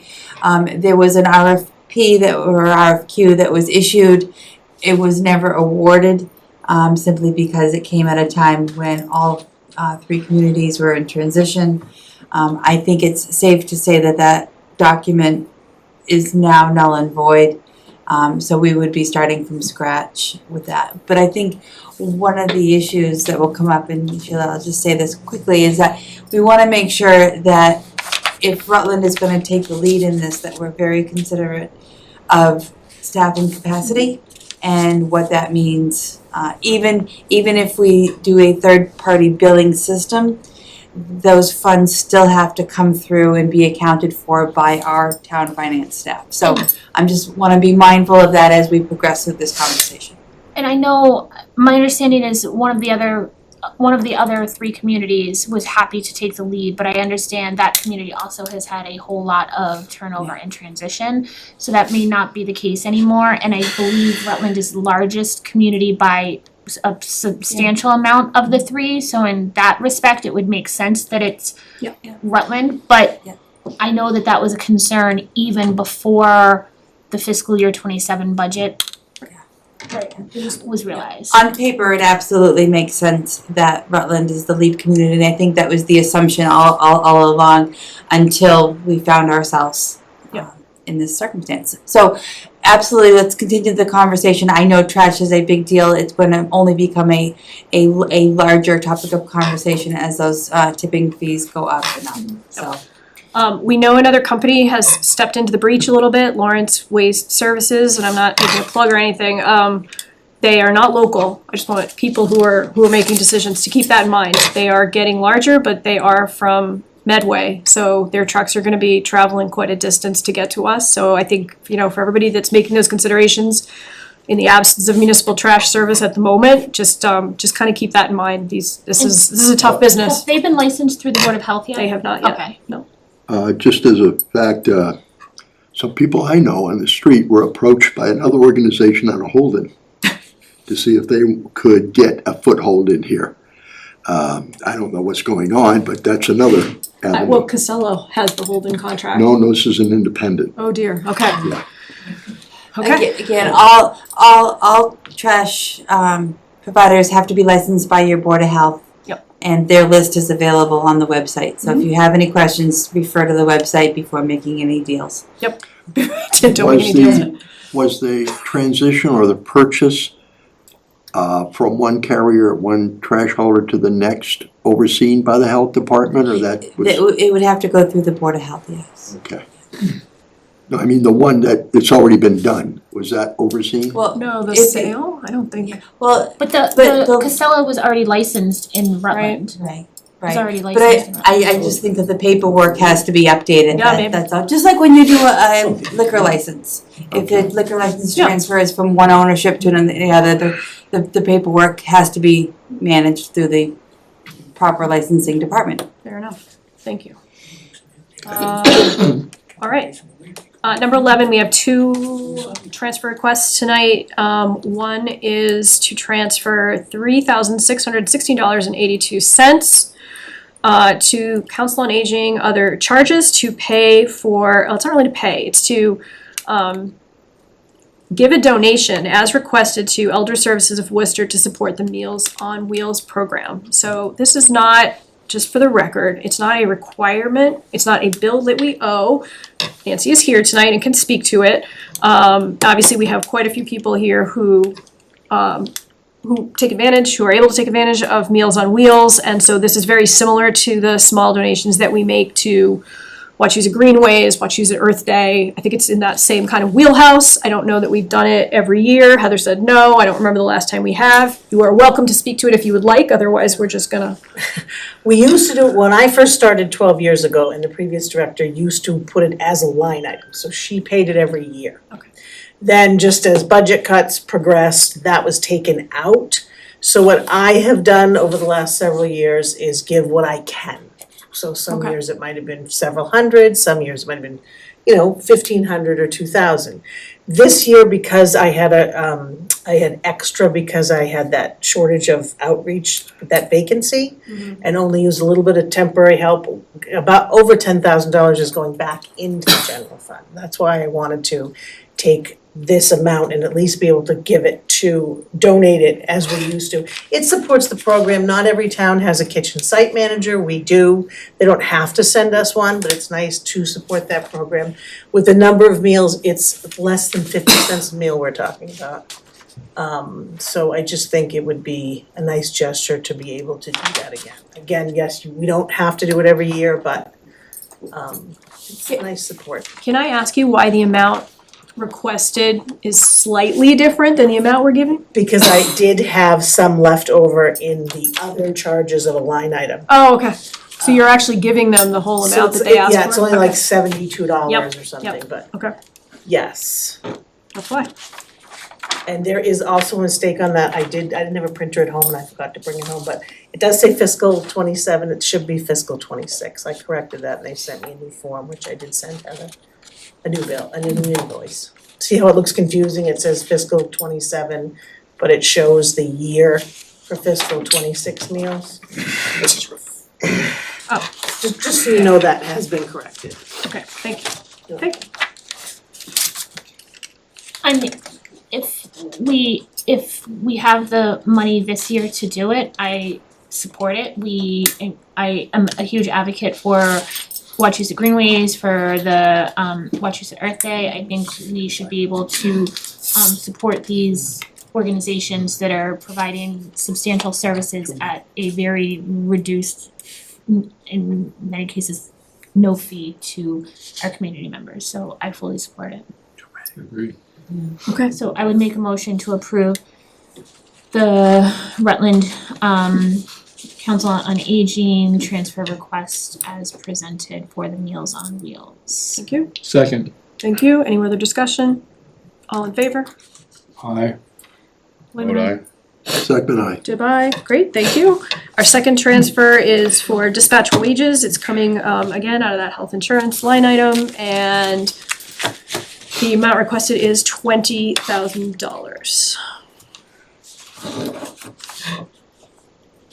I believe Nick provided you with a summary that explained why there is additional funds still available in that health insurance line. But for Yep. those watching from home who've been following along and know that we've already transferred a significant amount from that line item to cover our snow and ice.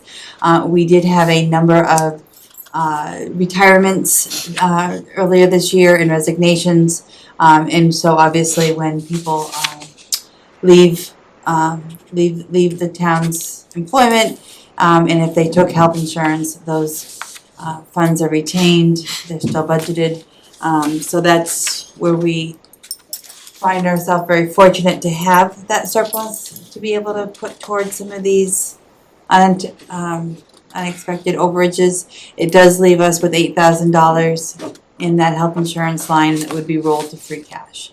And any funds that we don't expend on the next payroll, which would only be 3 days of the remaining 3 days of the fiscal year FY26, would obviously be retained and rolled to free cash.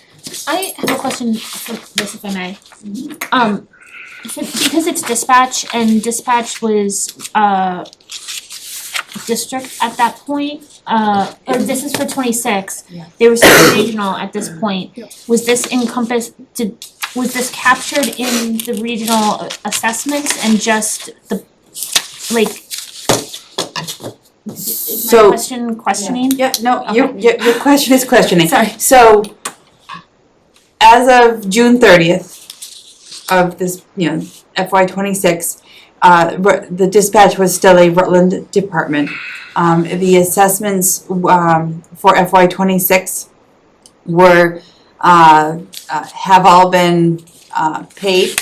I would like to say with some assurance that this amount would be captured in either the assessments or the grant, because the assessments don't cover the full cost of the dispatch, nor does the grant. However, it is a deficit that we're carrying, and so I guess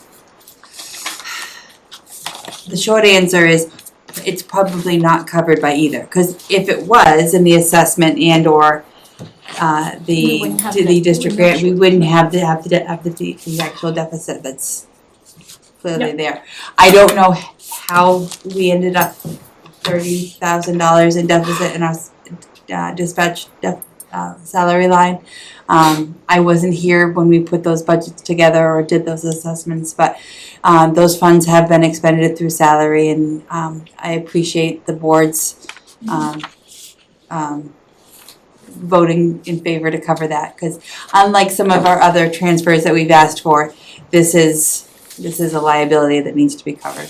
I'm not No, insinuating that we I- should have carry the liability at all. I just wanna understand Yeah. how this particular instance happened, It's, and I think clearly, we didn't budget whether there was overtime costs that were incurred that we didn't anticipate. And now that we're down to the end of the fiscal year, those costs could have happened, in October of last year. They're just now catching up to us.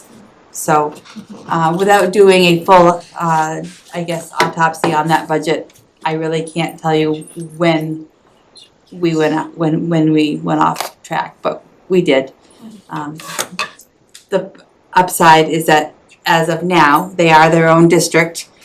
So once we pay our assessment, we have paid our assessment, and we have met our responsibilities for regional dispatch. And can I just emphasize for me personally and for the community that because I believe the town administrators are on the board, just to ensure that there is accurate and transparent Yeah, on the fiscal side of that whole organization. absolutely. So we just received our grant funding from the state. We've received an additional $125,000 that will be shared among the 5 communities. So our actual assessment that we voted at the town meeting has gone down. So mid fiscal year, we'll be receiving a refund for a portion of those funds. So I think this is a better way of managing it. And just please also make sure that the grant reimbursement requirements are being met also, Yes, these. yes, yes. Well, that's up to the district now. I understand, but I don't want there to suddenly be, I don't want the district or any organization to have a year-end deficit because, Paperwork wasn't being filed. So I guess just further along to that point, when we get into personnel updates, they have hired 2 new positions within that dispatch unit. One is an accountant and one is a support service coordinator, and that support service coordinator's role is the treasury as well as procurement. So that responsibility is now shifted to a standalone position, and I anticipate that will ease the responsibilities that have been put on the director and the deputy director to do a lot of other tasks over and above managing the dispatch unit, so, thank you. yeah, thank Thank you, you. yeah. So then I would make a motion to approve the regional dispatch transfer request for dispatch wages as presented. I'll second. Okay, any more discussion about that? All in favor? Mattson, aye. Wait a minute. Second, aye. And Dib, aye, thank you very much. Those transfer requests also have to be approved by the finance committee. They have a meeting Thursday night, and we'll take those up. And the last day to complete transfers is July 15th, so you've officially seen the last of it. Hooray. Hooray! Yeah, all right. Number 12, somebody just stepped out, so I'm gonna hold on that. We actually have one item that is not listed under old business tonight. We are going to take it up as old business. It came in this afternoon and we should have added it as old business. It is the one-day liquor license, which is, I believe, now in your packet. I'm just looking for it, for the Rutland Sportsman's Club. So they sent us the document a little late today, but they're now all caught up and they've sent us all of their requests for the rest of the season. As we discussed last time, we're going to issue them meeting by meeting so that just in case something rains out, they can not be paying for a license that they ended up not using. So currently, the only thing we would take action on tonight is the first request, which is for the concert for this coming Friday and for next Friday. I would make a motion to approve the liquor license for this Friday, the 10th, and next Friday, the 17th, for Rutland Sportsman's Club for the concerts on the Common as presented in our packet. Thank you. Second motion. Thank you. Is there any more discussion? All in favor? Mattson, aye. Wait a minute. Second, aye. And Dib, aye. All right, I'm gonna keep going. We'll come back to foundation formula in a second. Number 13, board and committee code of conduct. That's something that was actually brought up to the board way back in 2018 by our first town administrator, Margaret Nardowitz. It was updated once, as far as we can tell. And so the document you have in your packet is the most recent one we have. At the time, that board reviewed it, and then extrapolated that out to all of the boards and commissions that are under our purview and shared it with the elected boards to do with as they wish. We could simply approve it tonight if you've read through it all, or we could talk about edit changes, or we could push it another meeting if you need a little more time.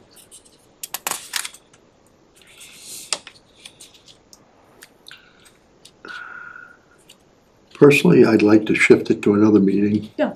Yeah, It's a lot, Yeah, it is. it's a lot. agree. Okay, I think I want to be sure, I agree with pushing it. I want to be sure that from a legal standpoint, we're good with everything Right. that is in it.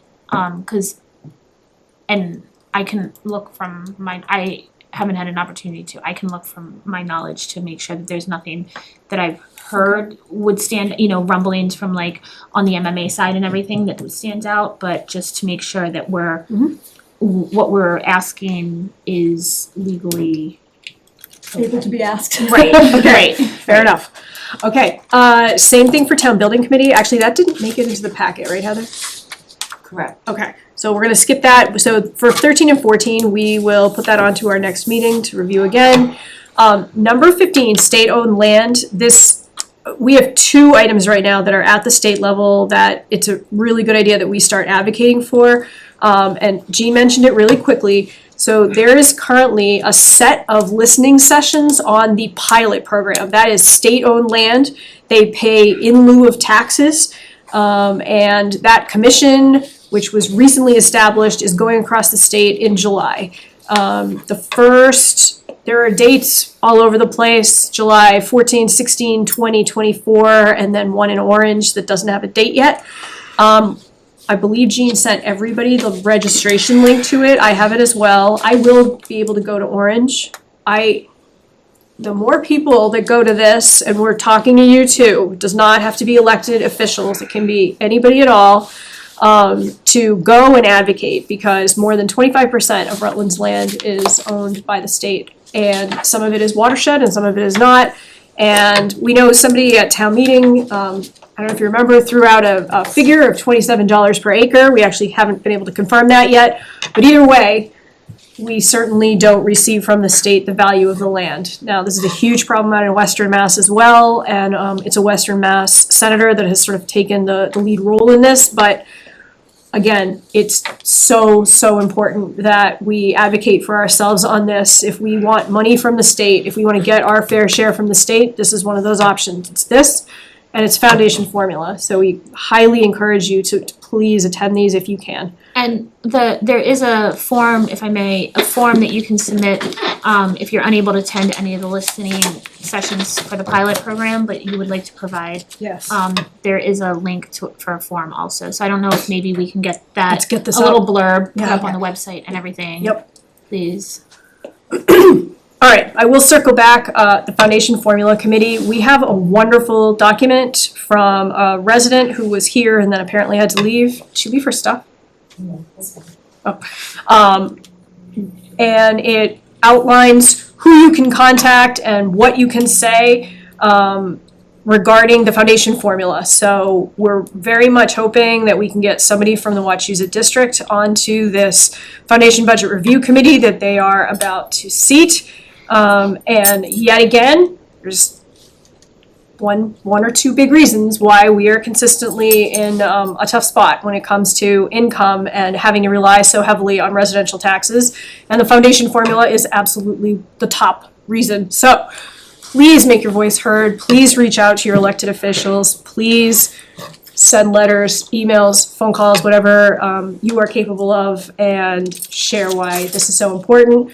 And again, this document, which we have already, I saw it today, shared on our social media, it's probably up on the website too, gives you all of the information that you need in order to do that advocacy. So thank you very much for doing that. If Sherry comes back, we will certainly have her talk on it more. Town Administrator update. Great, thank you. So we'll start with the item under new business, the public safety update over the July 4th holiday. The Rutland Fire Department responded to 15 emergency incidents between July 3rd and July 5th. All responses were described as routine in nature. And mutual aid was also provided on 2 occasions due to overlapping calls. There were no significant incidents reported specific to 4th of July activities. As far as the police department, very similar. They had minimal calls. They refer to them as very routine. So all in all, I think we managed the weekend unscathed. But still, much appreciation to the staff. There were two officers and 2 firefighters on duty the entire weekend, and a special thanks to Deputy Quinn. He took a 3rd position for Friday night just to make sure that we did have 1 person extra to cover if anything came up. So we've had some really crazy staff transitions over the last couple of weeks. As I reported We did manage our layoffs. It was, in fact, probably one of the hardest things I've ever done in this role. Just extra appreciation to those staff members for handling that information and that news and those layoffs with professionalism and integrity, and they're definitely a tremendous loss to the community. So, non-related to the layoffs, we did receive a retirement letter from Library Director Carrie Remington. She has officially announced that after 30-plus years of exceptional service to the town of Rutland, that she is about done with that. And her final day will be July 20th. I know that the trustees are working on a transition plan for the director role, and also hopefully some event planning. So I'll leave that there, but again, that's very exciting. That's our next meeting. Can you ask her if she would be willing to come in and be recognized? Absolutely, absolutely. In other resignation notice, we Tamika Murphy, we reported that she had her last meeting with the select board. She has accepted a new role with our dispatch district. She is their new support service coordinator. As you know, her role was reduced from 40 hours to 28. It just simply was not sustainable for her to maintain so few hours and still make a meaningful contribution to her household. So with much regret, after 10 years, we've accepted her letter of resignation and wish her all the success. She will stay on as the Conservation Commission's admin. They have a revolving fund in their WPA funds, so they will fund that position through their own resources. So that is, she'll still be around and a familiar face. Ben Barakian, who is our assistant town clerk, his position was also reduced to 20 hours, and he is also looking to stay connected and provide supplemental income. So I have hired him as our interim executive assistant to help me with some work around the office while I try to make a meaningful recruitment effort for a permanent executive assistant. Tamika's shoes are very large to fill, and I don't want to jump into that without giving it thorough consideration. One of the payroll clerk in the treasurer collector's office, that position was eliminated in its entirety, but she has reapplied for the water sewer clerk position at the DPW, which is a 12-hour position, but she will transition to that role hopefully in the next week or two. Jacob Conway, who is our studio manager for our PEG Access, has submitted his letter of resignation. He has accepted a new offer quite a bit of distance away, so he's not able to do both roles. As you know, he has been an absolute lifeline as I call him the calm in the storm whenever our tech goes crazy. He's always the one to put it back together again for us. Working with the PEG director, Rose Wine, to determine how we will best replace or fill the tasks that Jacob has done. We wish him all the best. Lastly, the updates to inspectional services. As you know, that the trio, including the alternates, resigned in the last couple of weeks. as a result of the reduction to their hours. They just didn't feel worth it or sustainable to them to also carry through to FY '27.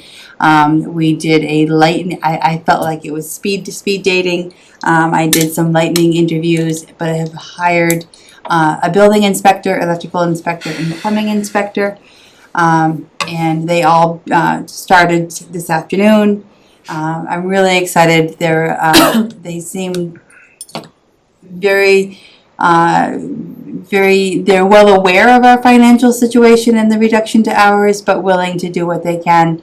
They're all otherwise employed, so this is in addition to their regular jobs, but they are going to do the best they can to complete inspections as we need them.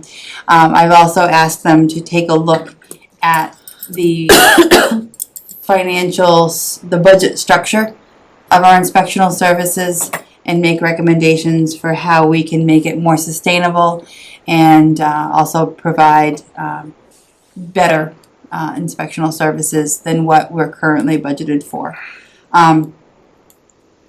So I think that's it, although it hardly seems possible that that's it. It's been wild. Any questions, concerns? Thank you so much. I wanna, oh, sorry. The inspectional thing is huge. The fact that we got new people in on the Monday after the holidays. And I really think they're gonna be great. Much like all of our staff, our outgoing inspectors were just such staples in the community. Everybody knew them. Everybody had them on speed dial, and so I think, and they also, the new inspectors are also well aware of how busy Rutland's construction field is, and but they're great, and it also helps that they're looking to do a lot of their own scheduling, because of course they're working their hours in between their other jobs, and so it's going to take a lot of the burden off Lynn Miller, who is been the admin coordinator in that office. And since her hours have also been reduced, knowing that they're a little more self-sufficient, I think will be helpful to her as well. So, Thank you. yeah, thank you. Is there any other business to come before the board? I just have one more thing. Oh, Sorry, the RDIC completed their review of the RFP for Rutland Heights. There's the additional 51 acres. So they have finished that RFP, and we have set it up for advertising.